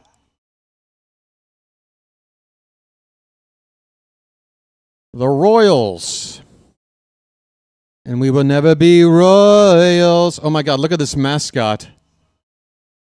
Just gyrating for some reason. They're going to commercial? Okay. Hey everybody, how you doing?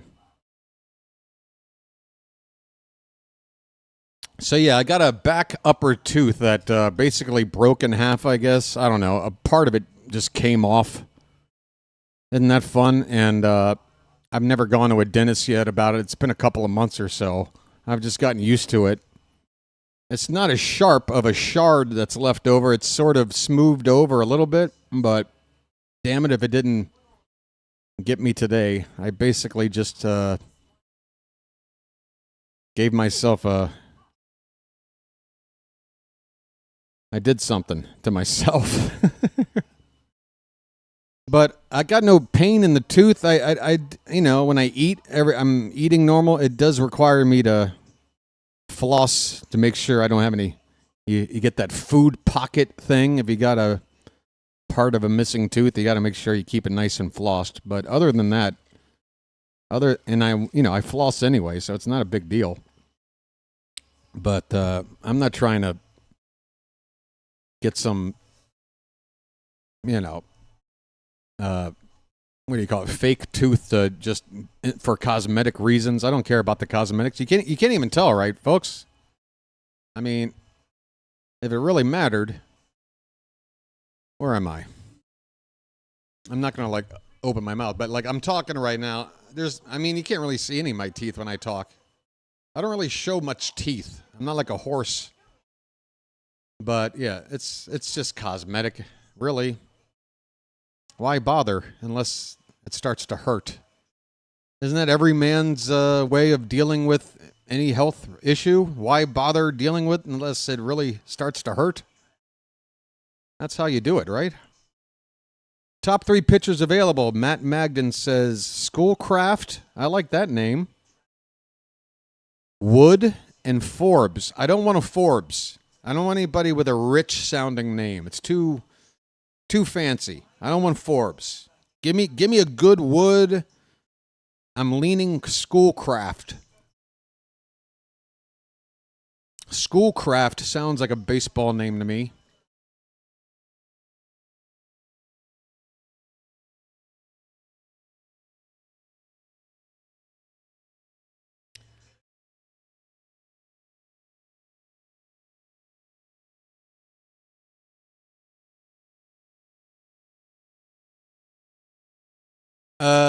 Out of Schoolcraft, what are the other names? Forbes and somebody else? Are any of them left-handed? I want to go after a left-hander if we do. Sean Gamble goes to the Royals.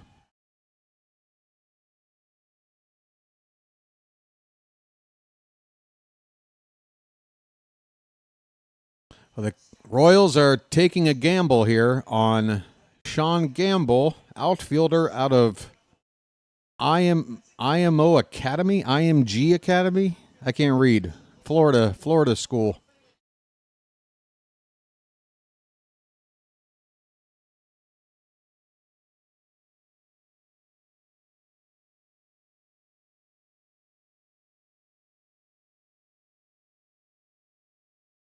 So he's basically going to a school that is more about baseball than academics in high school. Isn't that weird? I don't know. I know that's been a thing with basketball forever, but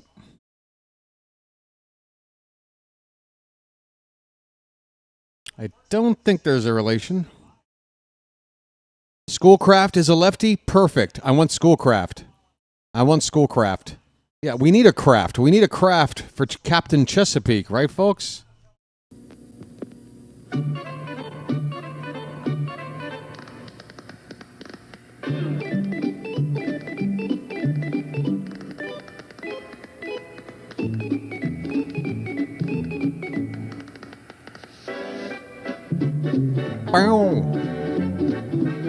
Bow.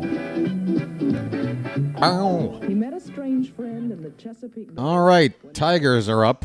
We are about 6 picks away from going next, and then we go on our run of 3 picks. It is a little after 8 o'clock on the East Coast.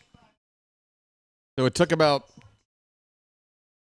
2 hours and 25 minutes until we get to this good part of this draft. 3 picks and 7, something like that. 3 and 8. Jordan Yost goes to the Tigers. Any relation to Ned? Shortstop out of another Florida high school. Left-handed batter. 6'8". Good grief. What? That's taller than Cal by a mile. Oh, you're talking about Schoolcraft? I thought you were talking about this guy. Schoolcraft is 6'8". Oh, we got to get him. A 6'8" lefty named Schoolcraft? I don't care. Let's just roll the dice. Come on. I'm sold. Again, I'm an idiot. I don't know, but come on. That's a presence right there.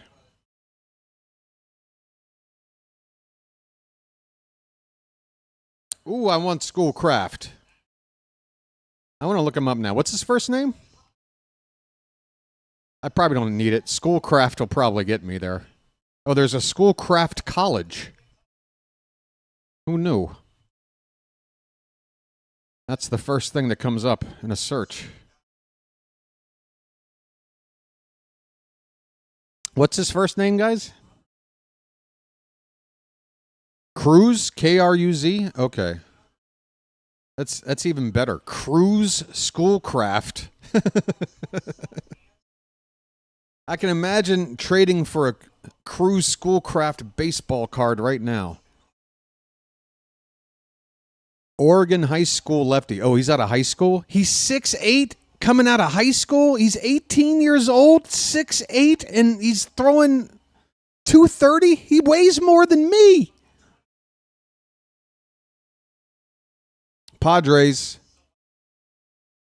There goes Schoolcraft. God damn it.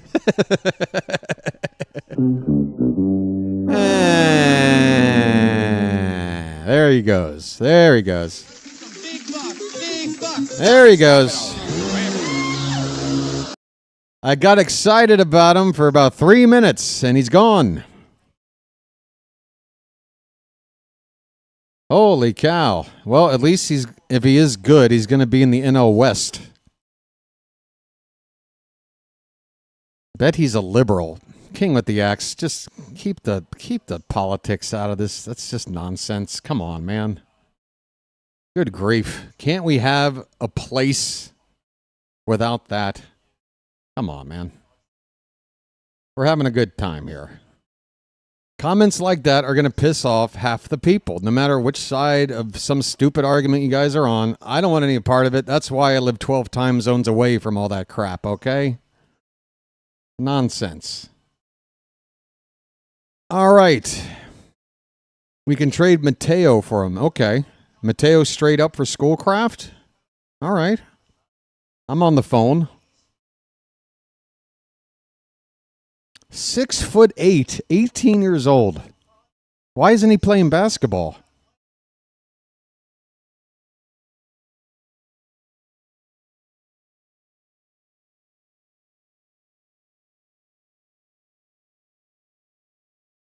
Yeah, what are they what are they feeding him? Where is he from? Oregon? What are they eating up there in Oregon? Phillies are on the clock? Yeah, I'll message JJ.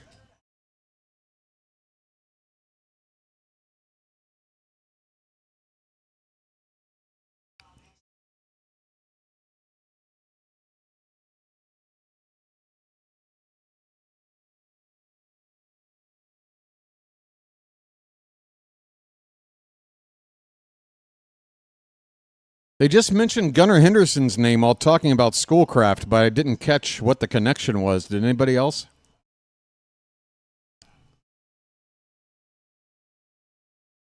Folks, we've got a pick coming up in about 4 more picks.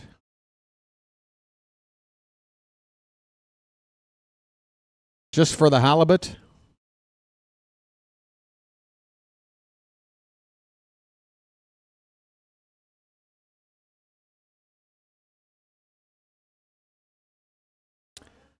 Damn, Meineke has got this entire show sponsored.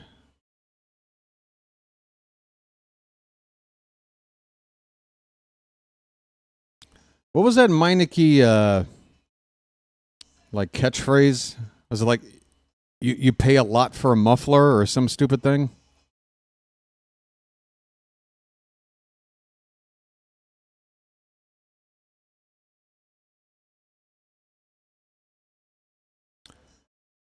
Big Cuzzo wants Tyler Bremner. Didn't he already go? I remember that name. He went a while ago. Pretty sure.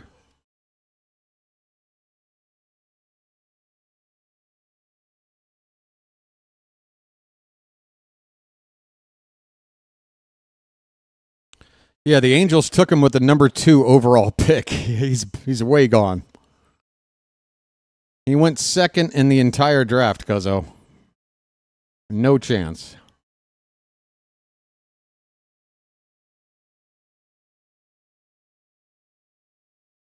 Blamp, blamp, blamp, blamp, blamp, blamp, blamp, blamp, blamp.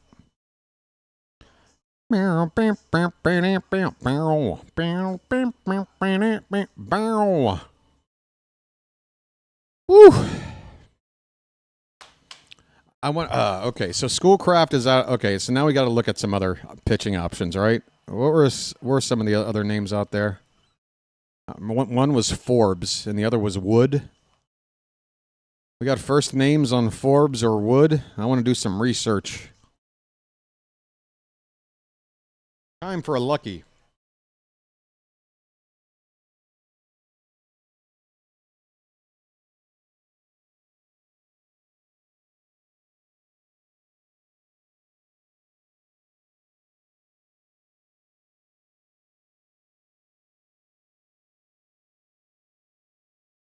Come on, Elias. Gage Wood and Patrick Forbes. Gage Wood. That's a name. It's not Schoolcraft, but... Oh, did he throw a no-hitter? The words no-hitter are coming up next to him. Arkansas. Dude, Wahiwa Aloy is still out there, though. How about we take Aloy if he's there and then go after a pitcher with pick 31? We got 2 in a row, right? It's 30 and 31. So back-to-back. Wahiwa Aloy and Gage Wood. Phillies. And Gage Wood is off the board. All right, stop naming pitchers because as soon as we talk about them, they're gone. Damn it. Patrick Forbes. Let's take a look at you. I don't like the name, but I'll peek. He pitches for Louisville. Hey, wait a minute. He's a two-way player, Forbes? It says he's a pitcher and an outfielder. Hello. Two-way guy? Can we have the next Shohei Ohtani?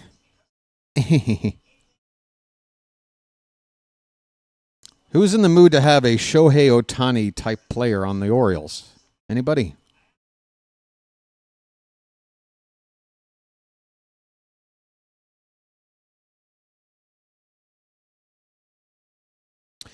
I'll say this for Patrick Forbes. He's got his own Wikipedia entry already.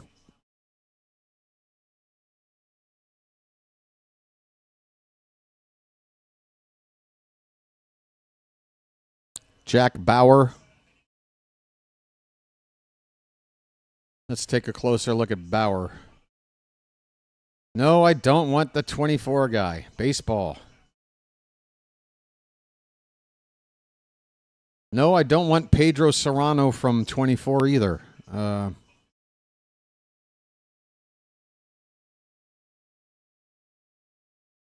When I look up Jack Bauer baseball, it's still a first story about Kiefer Sutherland.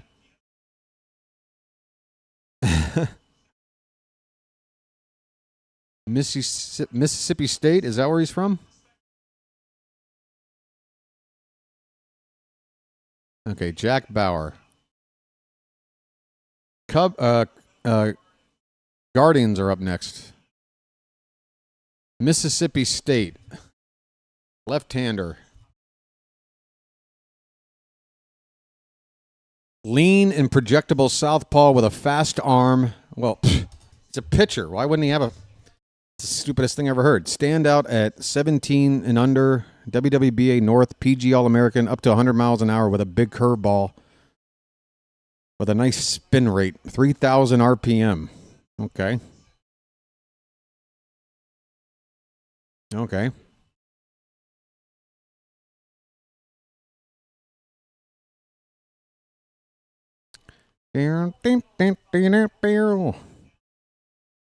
Back-to-back pick. I mean, it seems like the best time to take this pitcher is with the back-to-back picks because, you know, take the position player you want and then immediately take the best pitcher on the board, and then we still have another pick for 37. I think that makes sense because even if, you know, if you're reaching a little bit for that pitcher, at least you got that in your pocket and you got another pick 7 picks later. Take one more position player. Call it a day. Here's the Guardians pick.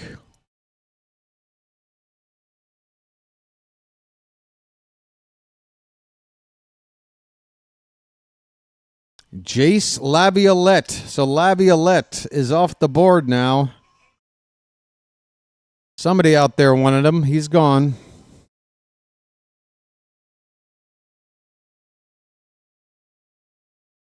Oh, that's right. This is the guy that was considered a number one potential pick at the end of last season. But why did he fall? That's my question. Why did he fall? That's a pretty big drop from number one overall down to late 20s.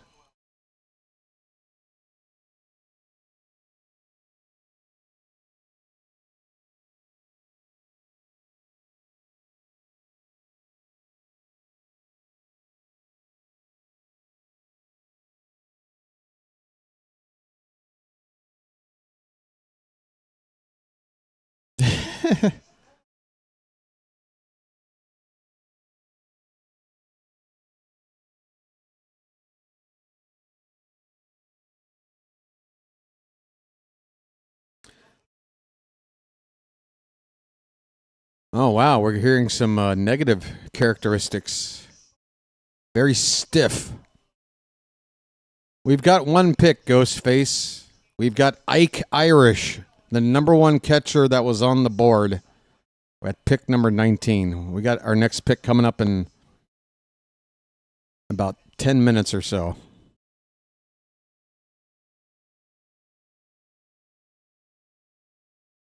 I guess it would have been helpful to have some sort of text.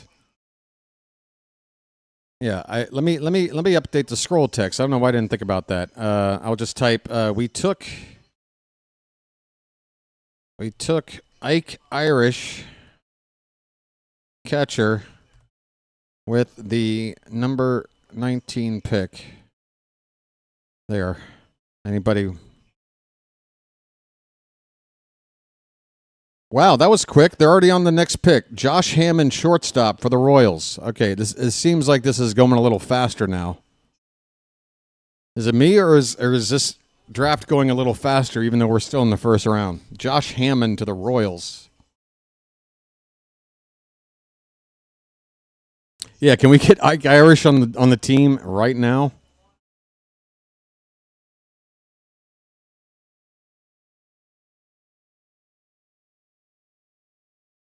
Or at least, I don't know. I don't know what we're doing. It's taken my mind off the loss earlier today, though, I can tell you that.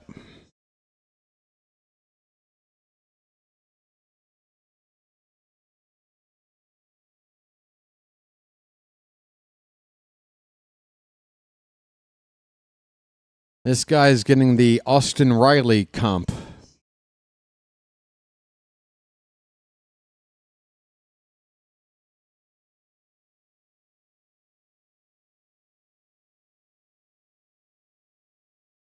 I mean, Rob, that was my first thought. But again, maybe I'm just reading into it too much. If he really was the best player on the board, that might be all that there is to it. But it would give the Orioles incentive to move on from Adley if they wanted to. But it seems like a mistake because, I mean, Adley's got to get back to some level of all-star caliber. If we trade him at his lowest stock, we're going to regret it. I'm telling you, we're going to regret it.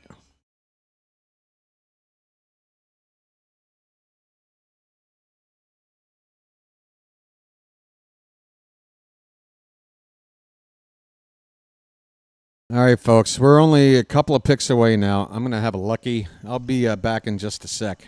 Be right back, all right?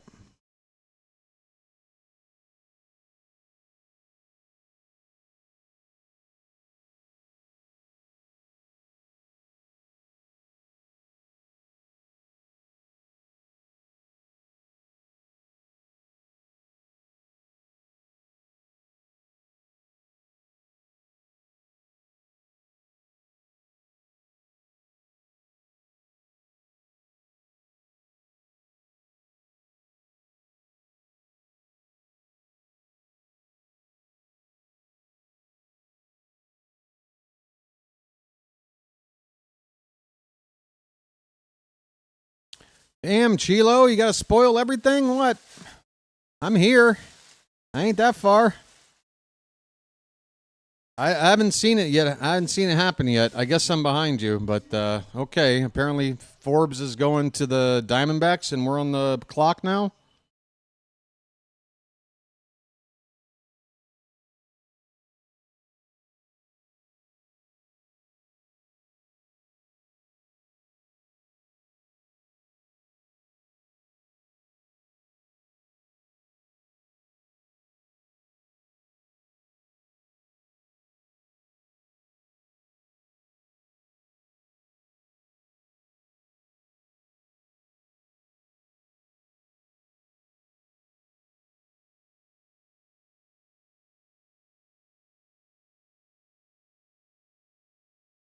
Why am I listening to Harold Reynolds do an ad on his own show? What are you, a podcaster now? Come on. Be a real network if that's what you are.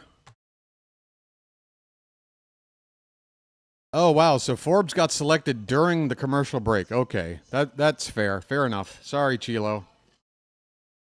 We're up. We're coming up right now. Coming up pretty soon. We're up next.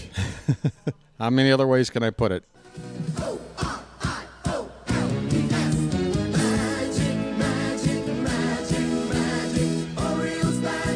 Pick a pitcher. Okay, so look, it's our turn. I mean, haven't we already done this? We take Wahiwa or whatever. Come on.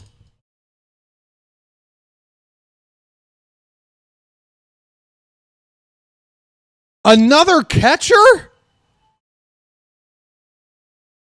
Another catcher?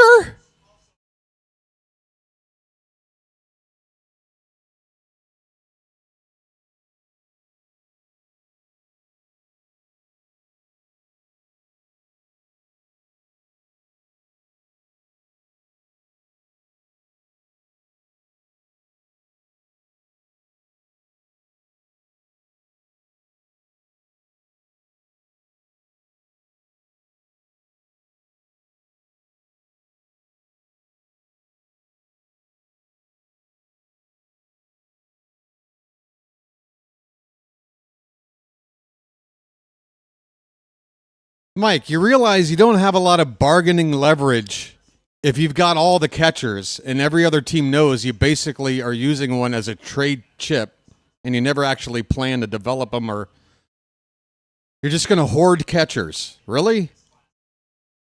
What are we doing?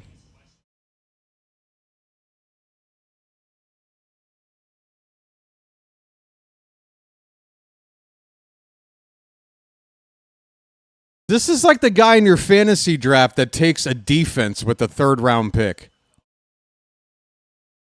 They're the team that takes the first kicker 2 rounds too early.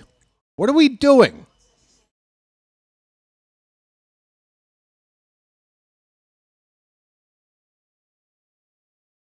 Switch hitter?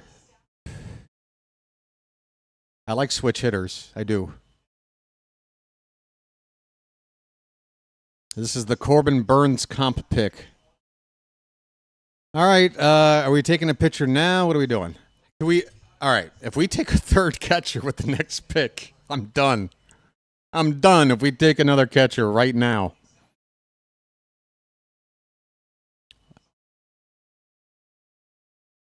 I guess we got so many injured catchers, we're just trying to draft our way to health. I don't know. All right, here we go.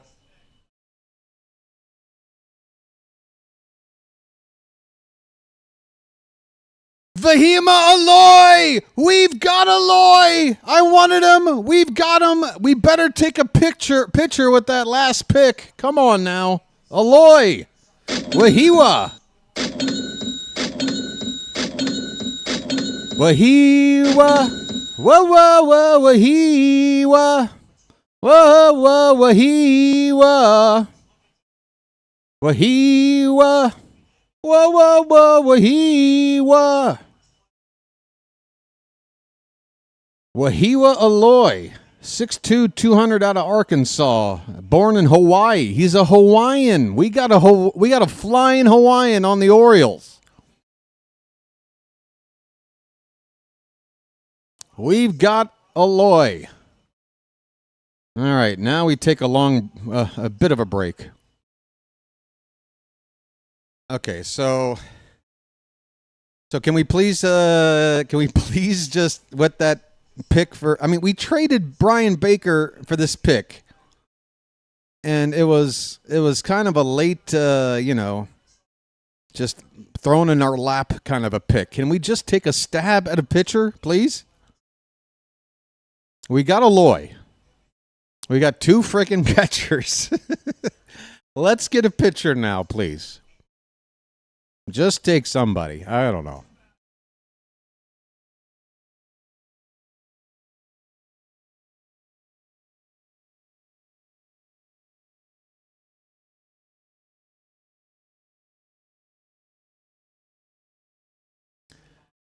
It's all about value. That's the analysis. We've got tremendous value. Is it always about value, though? Or is it about just taking what you need?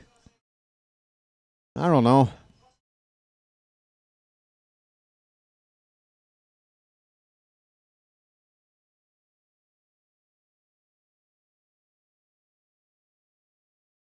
Well, they're giving us pretty positive remarks with our picks.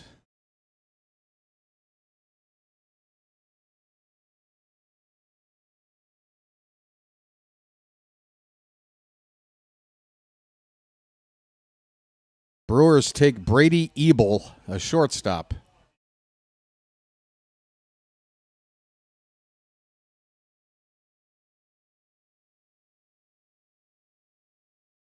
Boston up next.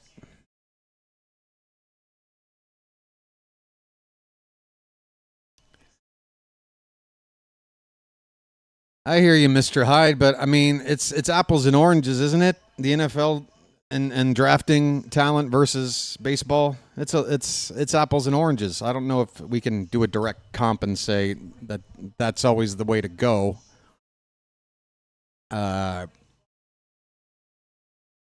Again, I think it's more of a crapshoot with baseball picks, and I would just kind of roll the dice on a need more than just the name that's highest left on the board,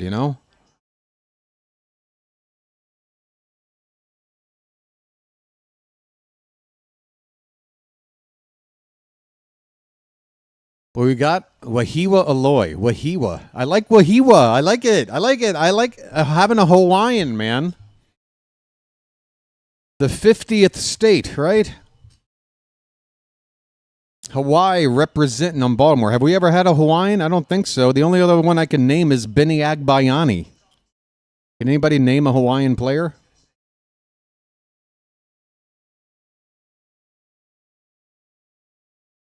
Yeah, Chow, I think we're all hoping we take a picture. Is anybody here not wanting to see us take a picture with the 37th pick? Go ahead and let me know. And tell me why. Why should we do anything but roll the dice on a pitcher next? Hey, I'll be right back, okay? 1 sec.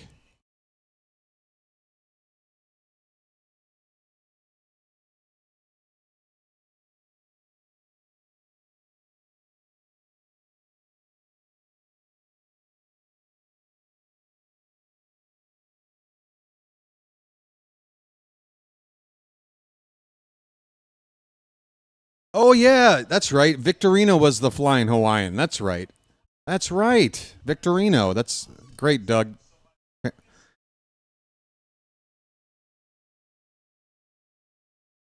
Red Sox take a right-hander, Marcus Phillips, out of Tennessee. Another Tennessee volunteer. That's like the 4th one to go in the top 35 picks. Guess Tennessee's got a good program. Tennessee. So Jack Bauer, everybody's eyeing up Bauer. Who else? What's another? Okay, well, we've got Bauer in the queue. Give us a couple of other pitchers that we might look at. Who's in the neighborhood on the mock draft board?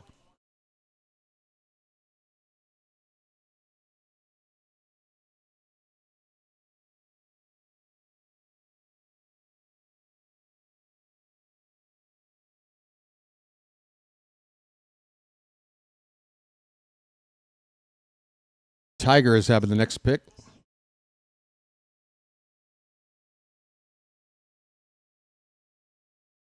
Anybody got a read on a couple of other potential? Oh, Lenny Cicada was Hawaiian. Thank you, Clifford. Damn it. I feel stupid now. I should have. So he's not the first Hawaiian Oriole. Okay. All right. Well, no offense to Lenny, but Wahiwa sounds way more Hawaiian, doesn't it? It's a very Hawaiian. That's a very Hawaiian name. Hey, my can you see how my lighting has changed over time? It's kind of in that weird area now that it's getting pretty bright out there. Maybe I can turn this light off now. It's been burning on my head now for about 10 hours straight, I think. Hey, we're in the dark. Hope you don't mind.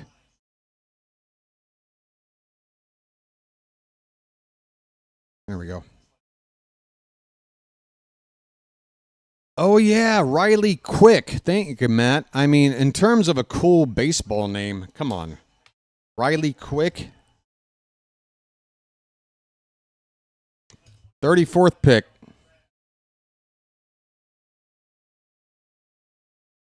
Michael Oliveto.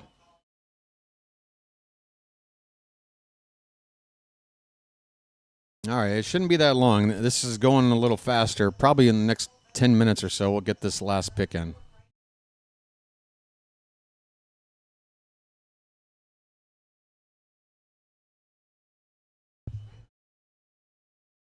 That's what I thought Cicada was. I thought somebody was saying he was Hawaiian.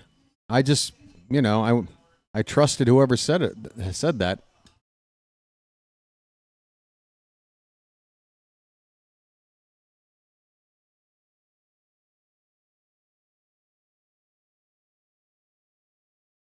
How did Melanie wind up here? No, we don't need to answer that, do we? We don't even need to answer that. Oh, okay, so he was in Hawaii. Japanese Hawaii. Okay. Thank you, Clifford.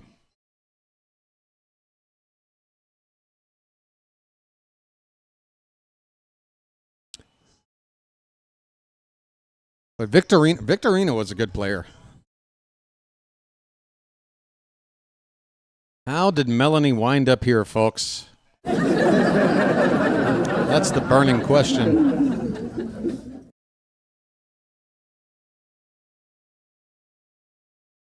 Quick is 6'6", 259. Ooh. Okay. All right. I want a guy with a name like Quick who sounds extremely not quick. Sounds like, but he's a pitcher. He doesn't have to be quick with the feet. I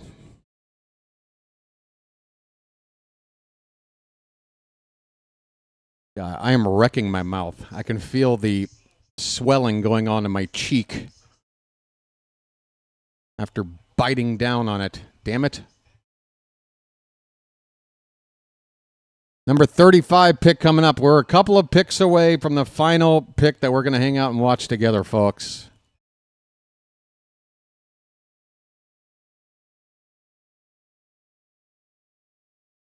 Catcher Luke Stevenson is off the board. Twins up.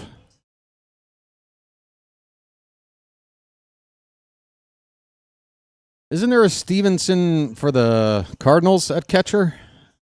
Tyler Stevenson, something like that?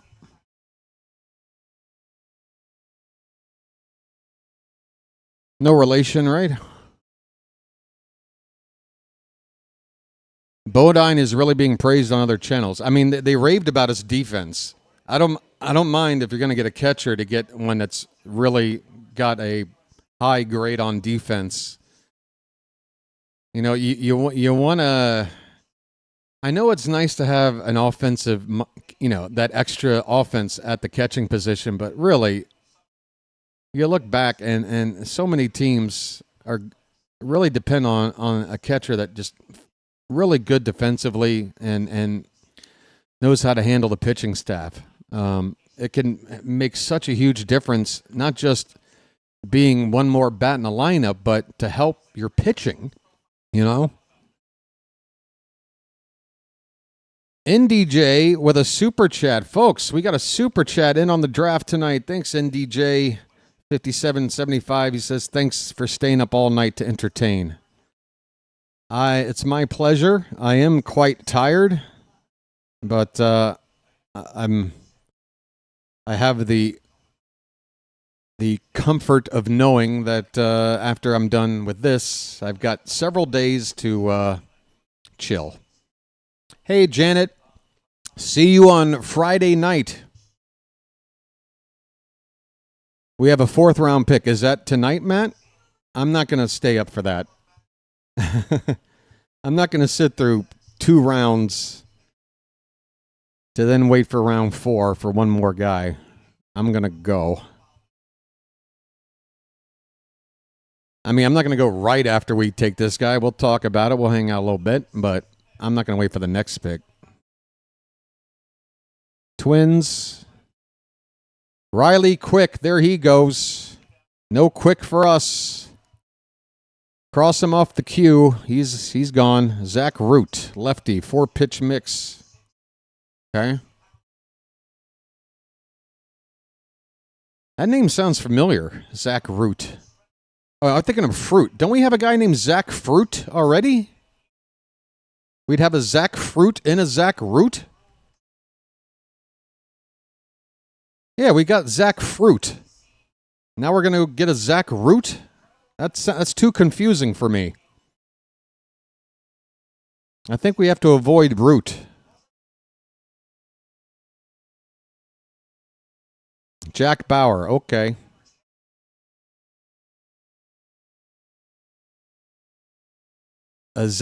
Imagine if we had a Zach Root and a Zach Fruit on the same team.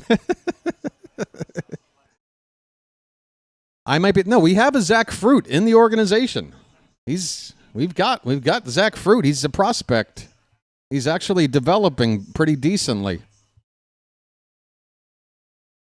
Root is a junk ball pitcher. Well, why the hell would we draft him then? I'm not here to take a junk baller with this pick.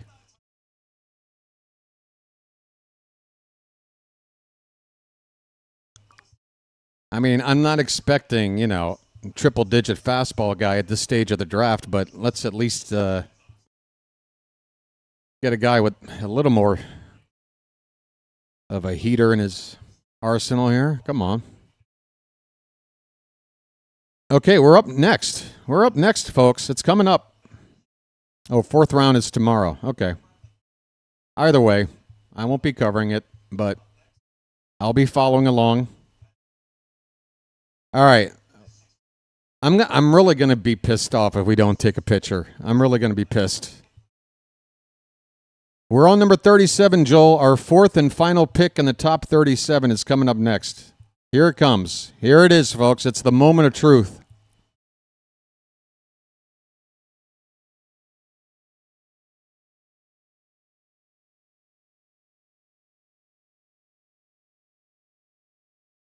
Slater DeBrun, an outfielder out of high school. We don't take a frickin' pitcher. We just refuse to take a pitcher, man. Good grief. Slater DeBrun, out of high school in Oregon, outfielder. Left-handed bat.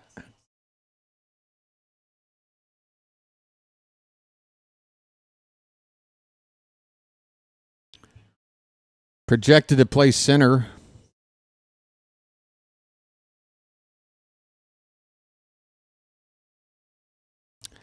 I don't get it. I don't get it. I don't get it.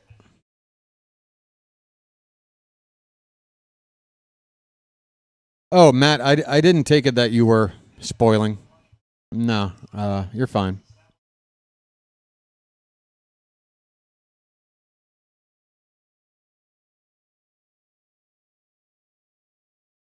So, wow.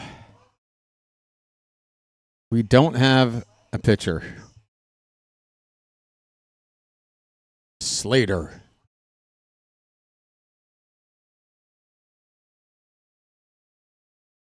Slater, we just drafted your name. Why are you mad? We just drafted you, buddy.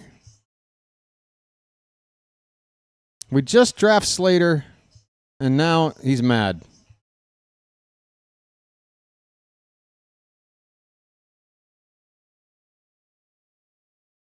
Yeah, Chilo. Again, I'm not rushing off. I'm not signing off. Rushing yet. I'm going to sit here and digest what we've done. Let's sit here and digest. I'm actually going to turn off the stream. I don't need to watch anymore. I want to read up on some of these guys. Okay, so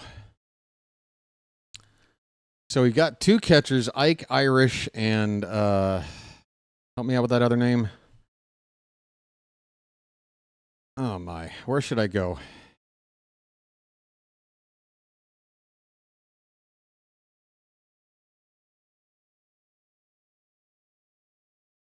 Let's go to the MLB tracker here.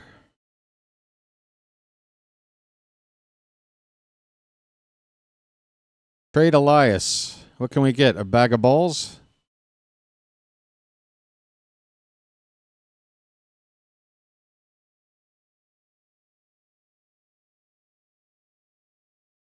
Oh, wow. They have approximate pick value next to every... Well, it's all a sliding scale. There's no real... They just assign a value to the pick number. It's not really indicative of the player, I guess. Round one. Okay, so we took Ike Irish, left-hand hitting catcher.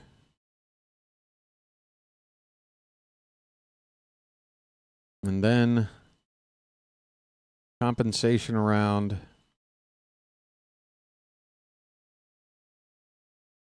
Caden Bodine, switch hitting catcher, who's really good with the...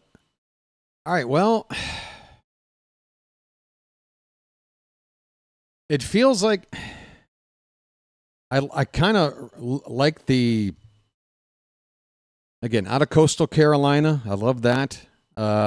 He's known for his defense, like that. He's a switch hitter, I like that. Caden Bodine, to me, and Wahiwa Aloy, it feels like, God, Ike Irish, we took the best player on the board, and then yeah. Can we flip Irish for somebody else? And get a pitcher now? Because I like Bodine on paper more, even though he's the lower pick. And then Wahiwa, right-hand hitting shortstop. See, Bodine is 21 years old, and Wahiwa is also 21. Took Irish to trade up. Yeah, it seems like Irish is the one that doesn't quite fit with everybody. I mean, I don't know what I'm saying, but you know what I mean. Hold on. And then let me look again at that last pick again. Slater DeBron, outfielder, another lefty bat. High schooler. So that's going to be probably a longer development type of situation. Huh. Oh, the one guy's out of high school. DeBron. He's actually, he's only, he just turned 18 last month. MLB ranks for these picks 11, 32, 17, and 24. So the only one we slightly reached for is I guess you're saying Bodine was the 32nd ranked pick, and we took him at 30.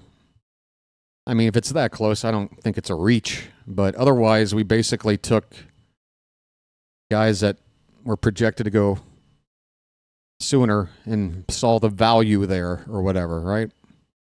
Okay. I mean, again, I feel like when you got 4 picks that high up in the draft, just you have the luxury of pursuing your need more than just pursuing the best player on the board and finding a way to shoehorn him into your future plans. You know, like, I get one of these players could be flipped for what we need, but hell, we've been waiting for 2 years to flip a prospect for what we need. Can't we just try and draft what we need once with these 4 picks? Just take one stab, see if it works. That I can't sign off on that. I can't. You know, I mean, it's always possible to take a pitcher later, the 4th round pick or whatever, and they work out. But, you know, I feel like when you draft, like, hitting on a pitcher is hard enough as it is. And if you're going to hit, it's going to be higher up in the draft. The farther down you go, the even more, like, less chance of it hitting versus a position player, I think. I don't, but you know, I might be. It's a long-term play to flip them, but we need help now. We need help now. We need, like, trade capital now. But even with where we're at right now, we're not making that trade. Oh, nobody's sleeping. Nobody's sleeping. I should be sleeping. I've been on the air now for about 9 hours straight, but I should be sleeping. Do you think again, Big Cuzzo, if that were the case, why aren't we able to pull a trade off? We had the whole winter to try and pull off a trade. I mean, Garrett Crochet is the name that sticks out there. Red Sox traded for him. It seems like we could have put together a package that would have matched it, and Crochet is an all-star. And the Red Sox are going to have him for years to come. We could have made that trade, and we didn't. I don't know if Elias can pull off a trade. We got Burns in. That was a trade, but that was, you know, a 1-year kind of a rental trade. And again, I didn't mind that trade. I didn't. For what we were getting, I didn't mind what we were giving up. I thought it was fair. You know, you're trying to, at that time, we were a team coming off 101 wins, looking for that frontline starter to get us over the top and make a run at the series, and we got him. And I think that trade was okay. It's too bad that we couldn't score any runs for Burns. He pitched his ass off for that one playoff game. And again, you know, we can all play Monday morning quarterback and go, well, Burns is now on the shelf. But anyway, I wanted to see us take a pitcher. I wanted to see us, you know, I mean, is it that big of a risk? I wouldn't sit here and be mad at Elias if he took a pitcher in one of these picks and they didn't pan out. I wouldn't be mad. I would be like, all right, it happens. At least we gave it a shot, trying to pursue something we needed. But damn it, if the GM cannot, for the life of him, have the ability to scout and get a high level, you know, like a high draft value pitcher, then we need another GM that can do that. It's too much imbalance in the organization. It's just too imbalanced. I mean, go out and get a pitcher focused GM, because for the next several years we're covered elsewhere. We need pitching. Damn it. Sorry. All right. Let me take a look. I do like I do like Wahiwa, though. Wahiwa Aloy. Let me take a look at you.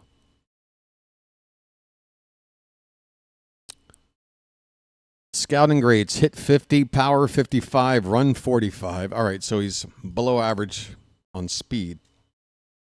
Arm 55, field 55, overall 55. Aloy went from unheralded Hawaiian recruit to Western Athletic Conference Freshman of the Year at the Sacramento State 2023, then transferred to Arkansas. He led the Razorbacks with 14 homers as a sophomore before finishing third in the Cape Cod League with 8 home runs in 21 games. He has improved offensively and defensively this spring, winning the Golden Spikes and Southeastern Conference Player of the Year awards while playing his way into the first round.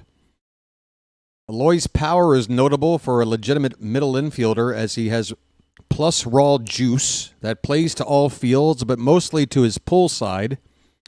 His combination of bat speed and strength produces impressive exit velocities. You know we love looking for that.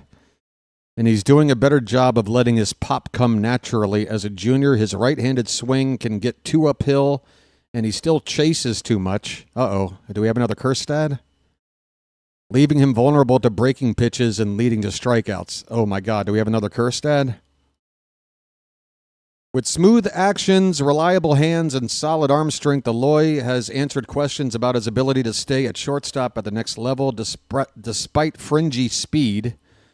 Again, it looked like he had below average speed. He gets to plenty of balls at short and can make plays from the hole. If he had to move, he would profile well as an offensive second baseman and also could fit at third. All right, well, Wahiwa. And I want to take a look at our Coastal guy again. Because, yeah, I'm not an alumnus, but an alumni, but that was my school down the street for a while there. Caden Bodine out of Coastal, 5'10". Oh, he's a little small. 5'10" isn't that big. His hit is 60, so he can hit. And you're telling me everybody's saying he's a good a switch hitter that has got a nice hit grade and switch hitter? Bodine quickly established his hitting bona fides as a Coastal Carolina freshman in 2023, ranking 5th in the Sun Belt Conference with a .367 average before hitting .384 in the Cape Cod League, which would have edged future number 1 overall pick Travis Bazzana, who plays for the Guardians, for the title if he hadn't fallen just short of qualifying. All right, so that's pretty select company. His numbers haven't been quite as strong the last 2 seasons, though he has carried a tiny 8% strikeout rate through his college career. Okay, he doesn't like to strike. He doesn't strike out a lot. I like that. After leading the Chanticleers to a runner-up finish at the College World Series. Wow, Coastal got to a runner-up finish in the College World. I wasn't following. That's fantastic for Coastal. Wow, their program really has gotten better over the years. They are really producing some talent. He could be the first catcher drafted and land in the first round. Well, we took him as our second catcher.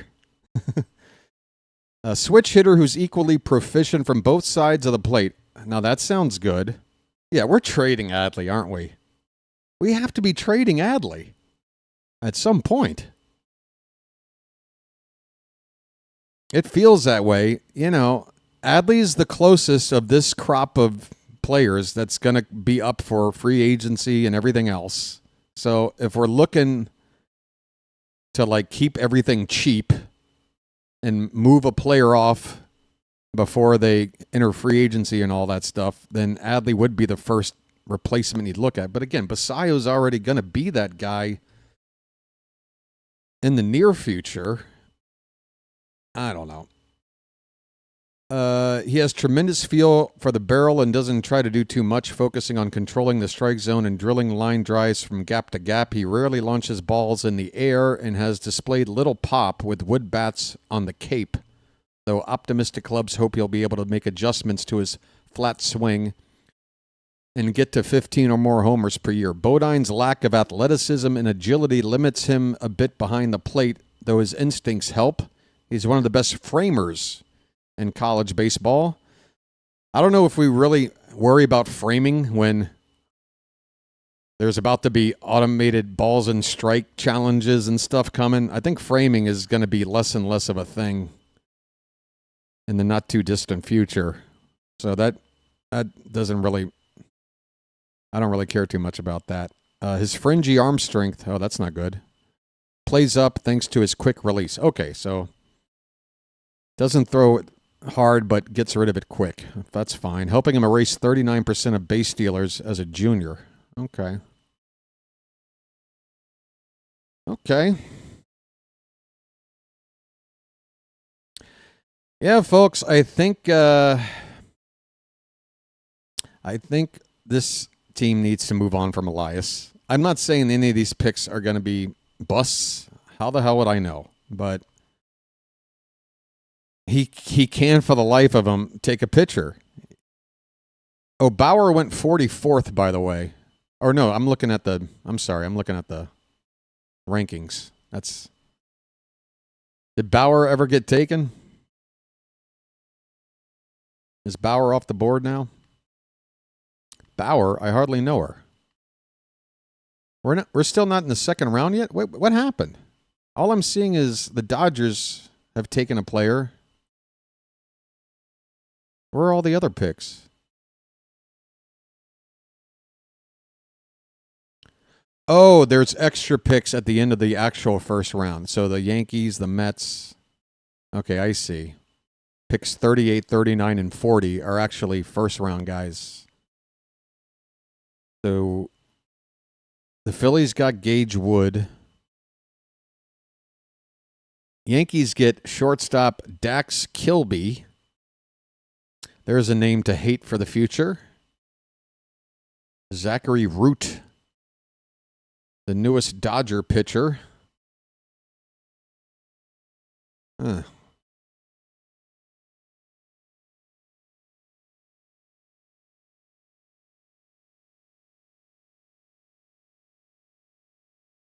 Let's look at Slater DeBron again here. Slater.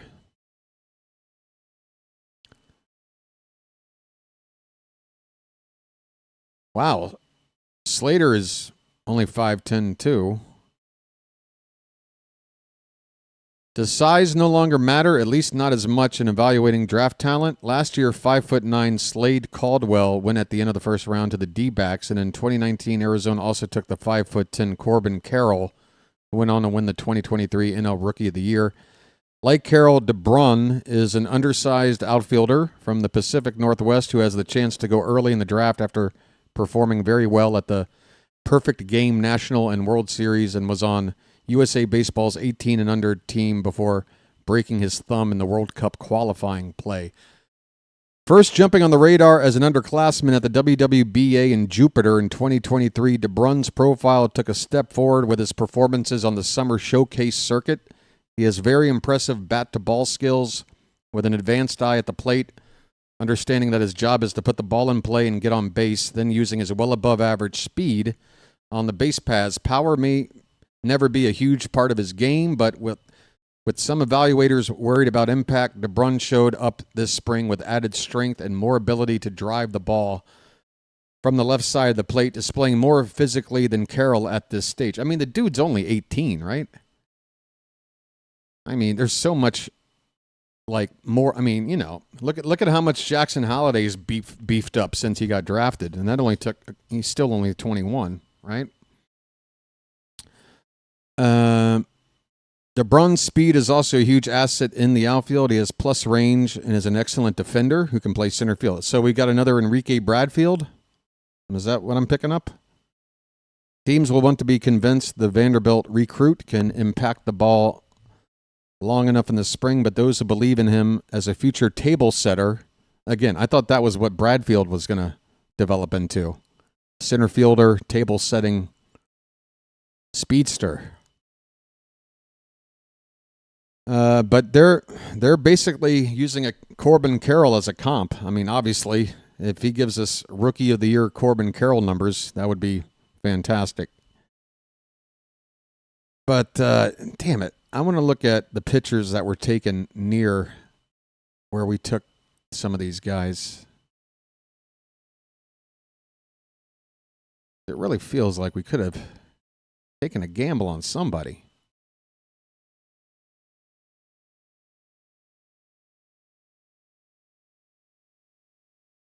I mean, just remember names like Marcus Phillips, Riley Quick, Patrick Forbes. These are the pitchers that have gone around our 3 picks between 30 and 37.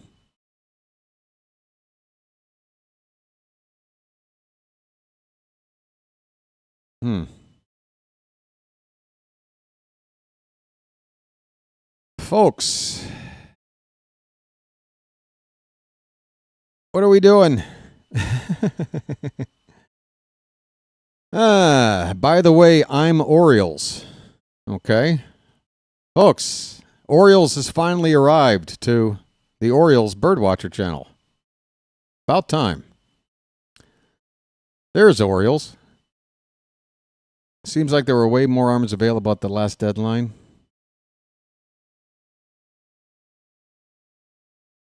Gosh. We need a new GM. I'm sorry. Like, I know that Elias, I give credit to him for hitting on a lot of position players over the last 5 years, 6 years. But,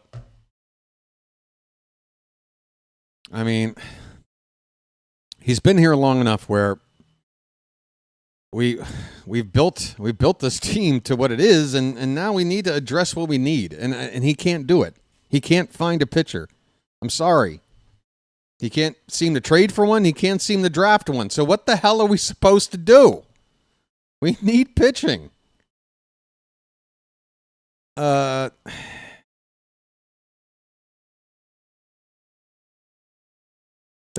pretty much my take out of all this. I'm excited to see what these position players can do, particularly Aloy and Bodine. Ike Irish, he's the big pick. He's the 19th pick. So I guess he's supposed to be the biggest impact pick in this draft for us, but I don't know. For some reason, I'm already kind of taking a shine to the second catcher we took more than the first. We'll see. Guys, you got anything you want to talk about before I get out of here? I'm about to wrap it up. Trading our top prospects for Rogers and Eflin was a failure, even if they both end up being good. We should have been more all-in last deadline. Could have won the division.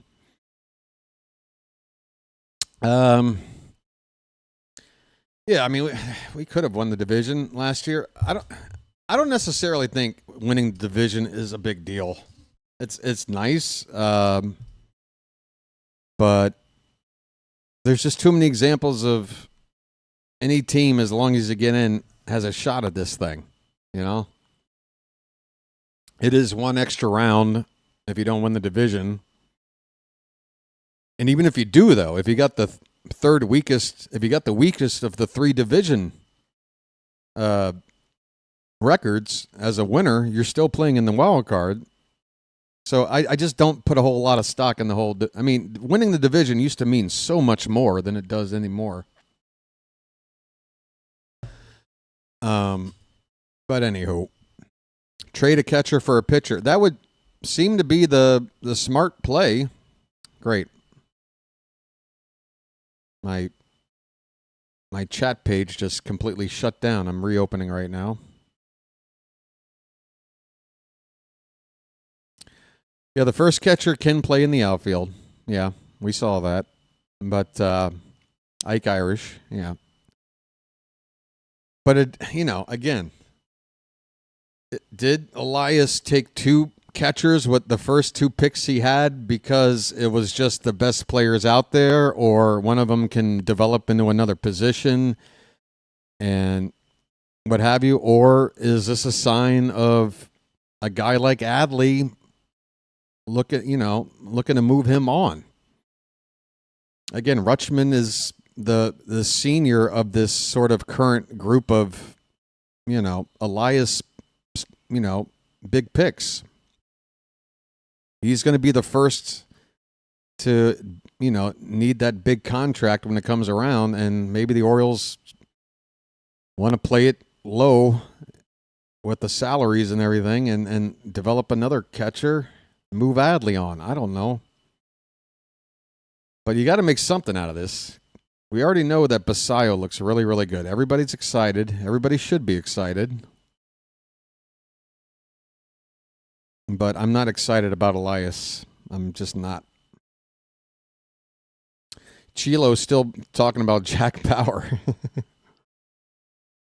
Chilo is just a big fan of 24, folks. Yeah, I mean, if the Orioles take a pitcher in the 4th round, okay, we'll see. I just feel like, again, with 4 picks very close together, especially 3 of them nearly all in a row, just take a stab up there in that upper part of the draft for a pitcher, and Elias cannot do it. He can't do it.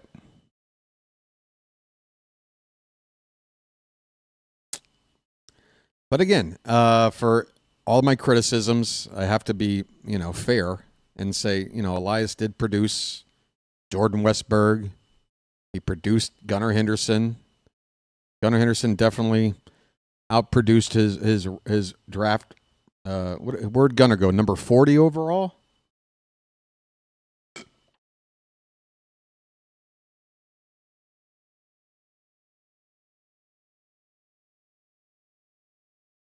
Yeah, Matt, again, I mean, that's the vibe I pick up.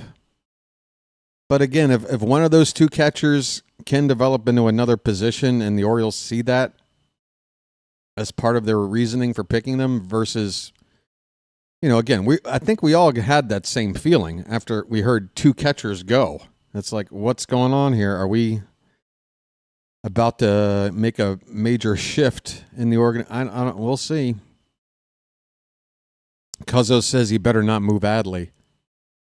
That's the thing. Like, even if we do wind up doing something like trade, I just don't want Elias to be responsible for something like that, because if it goes pants, now you've just traded away one of our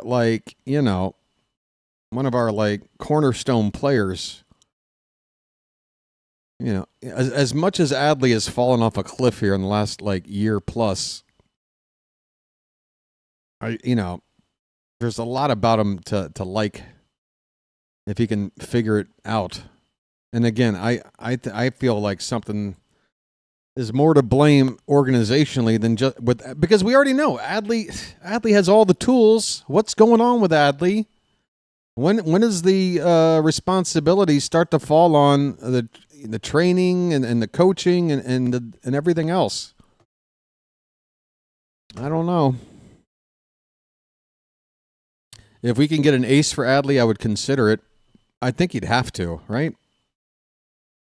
Again, if we get a frontline starter, I feel like you have to be willing to trade whatever it takes position player wise to get it, because we've got a surplus at the position players, and you're going to have to give up something significant to get that big arm. So yeah, I don't necessarily mind moving on from any particular player if we got another good player to take over, but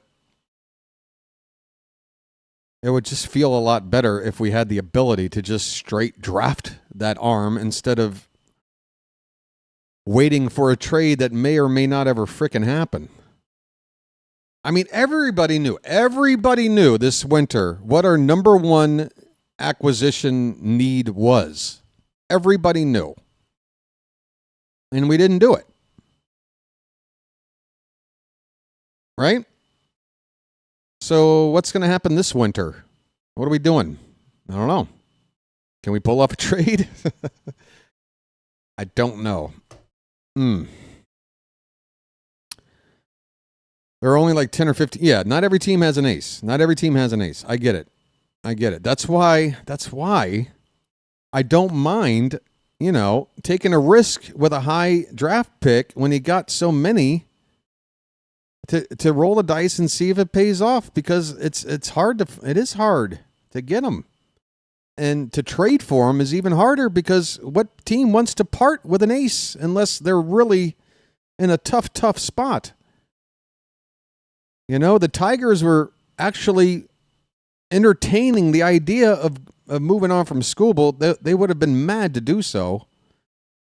I know Skeens isn't happy with the Pirates, and there's been some chatter about that, but in general, it's hard to pry a young, ace away from another team. Why would they want to part?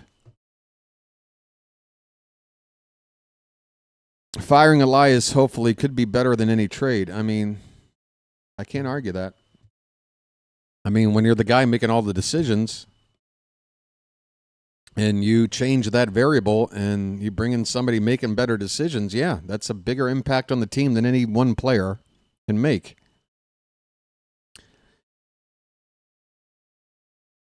I feel like the Burns move was so shocking because I'm used to the Orioles doing nothing. Yeah, I think the day the Burns trade came down the wire that everybody was pleasantly, a lot of people, there's so many people that in hindsight are like, why, it's so stupid to trade for a guy for 1 year and then he's gone.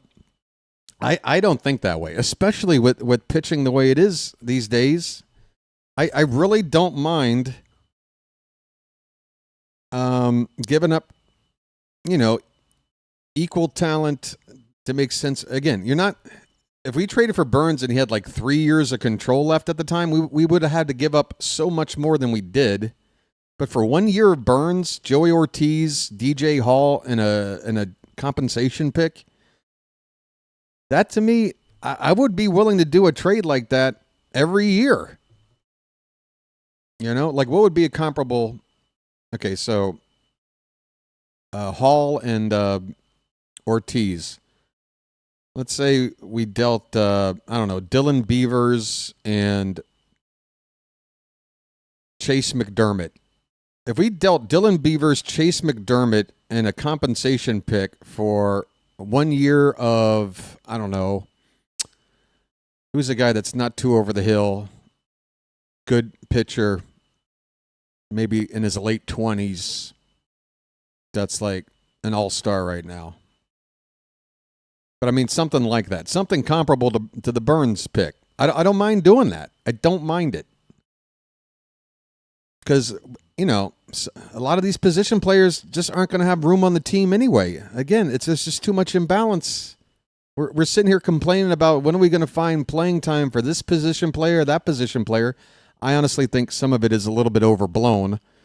A lot of our prospects have had opportunities to, get their footing in the bigs. Kjerstad had his chance this season. It did not go well.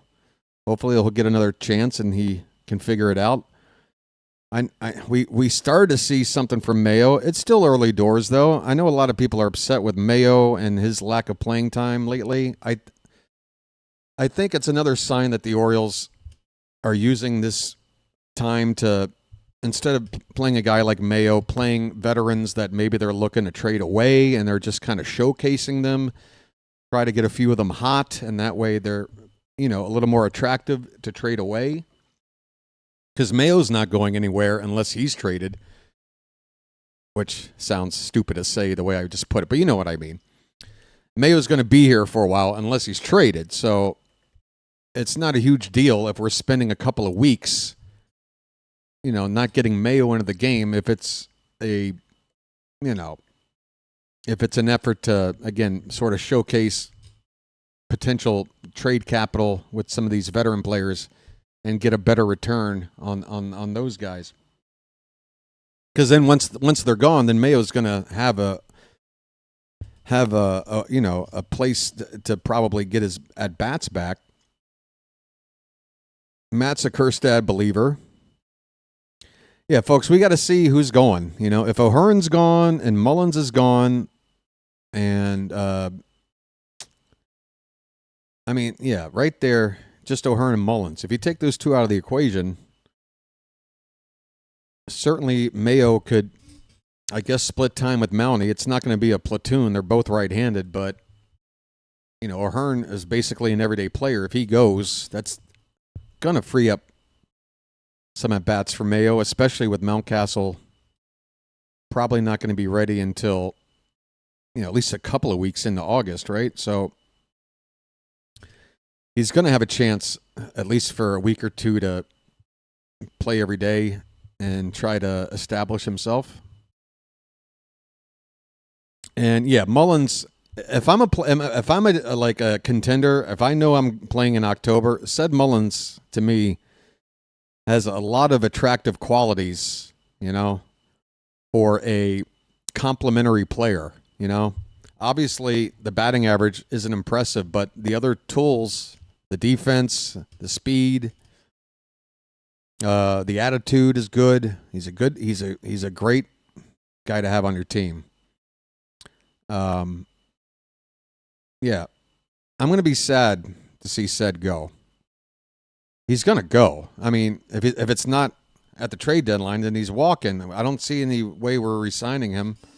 So it just seems like Mullins' day as an Oriole, whether it be over in a couple of weeks or a couple of months, it's kind of sad. I'm a big fan of his, and he put up with a lot of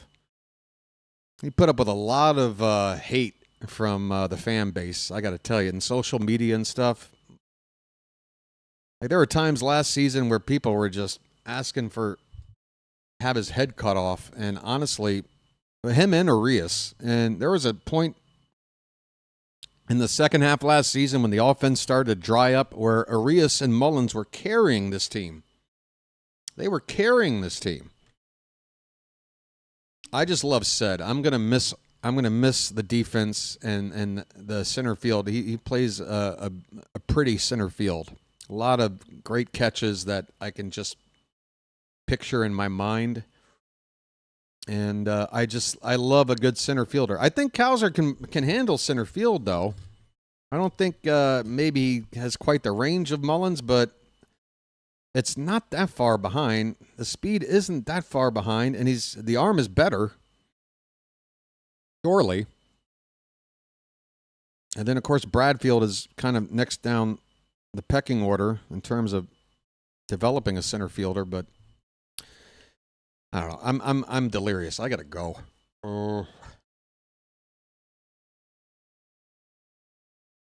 How about I get out of here, folks? There's probably like 10 people left here anyway. 32 have stuck around this long. I'm gonna take off for about four and a half days or something, folks. I need it. This is going to wrap up things. Anybody got anything they need to get off their chest? Are we done? Are we going to be back? Let me know you're going to be back for Friday night, despite what has been a pretty tough 48 hours as an Oriole fan, if you ask me. We're going to be back on Friday night when we go down to Tampa to that minor league spring training, whatever ballpark. I'm out of coffee now. That means I got to go. I got to goo, everybody. Hey, wish me well, because I do need to rest. I need to feel better than I'm feeling and have the energy to play these last 70 games or whatever it is. 67, is it? Yeah, it's so past the actual halfway point. Anyway, I'm going to go. You guys have a good night. We've got 4 new Orioles. I'm all about Wahiwa Aloy. I've got the name locked in now. And Caden Bodine, is that the other name? Ike Irish. We got some players. All right, I'm out of here, folks. You guys take it sleazy and come on back on Friday night. We're going to be taking on the Rays down in Florida. And, yeah, maybe I'll go get some Rays myself on a Thai beach. Why not? I've earned it. All right, folks. You have yourself a good night and a good upcoming week. Get back here on the channel on Friday night, and we're going to watch this 2025 season play out together. Through all the laughter and all the tears. Okay, folks, have a good one. Until then, this has been the Birdwatcher and the Hat, and we will chirp at you later. Take care, everybody.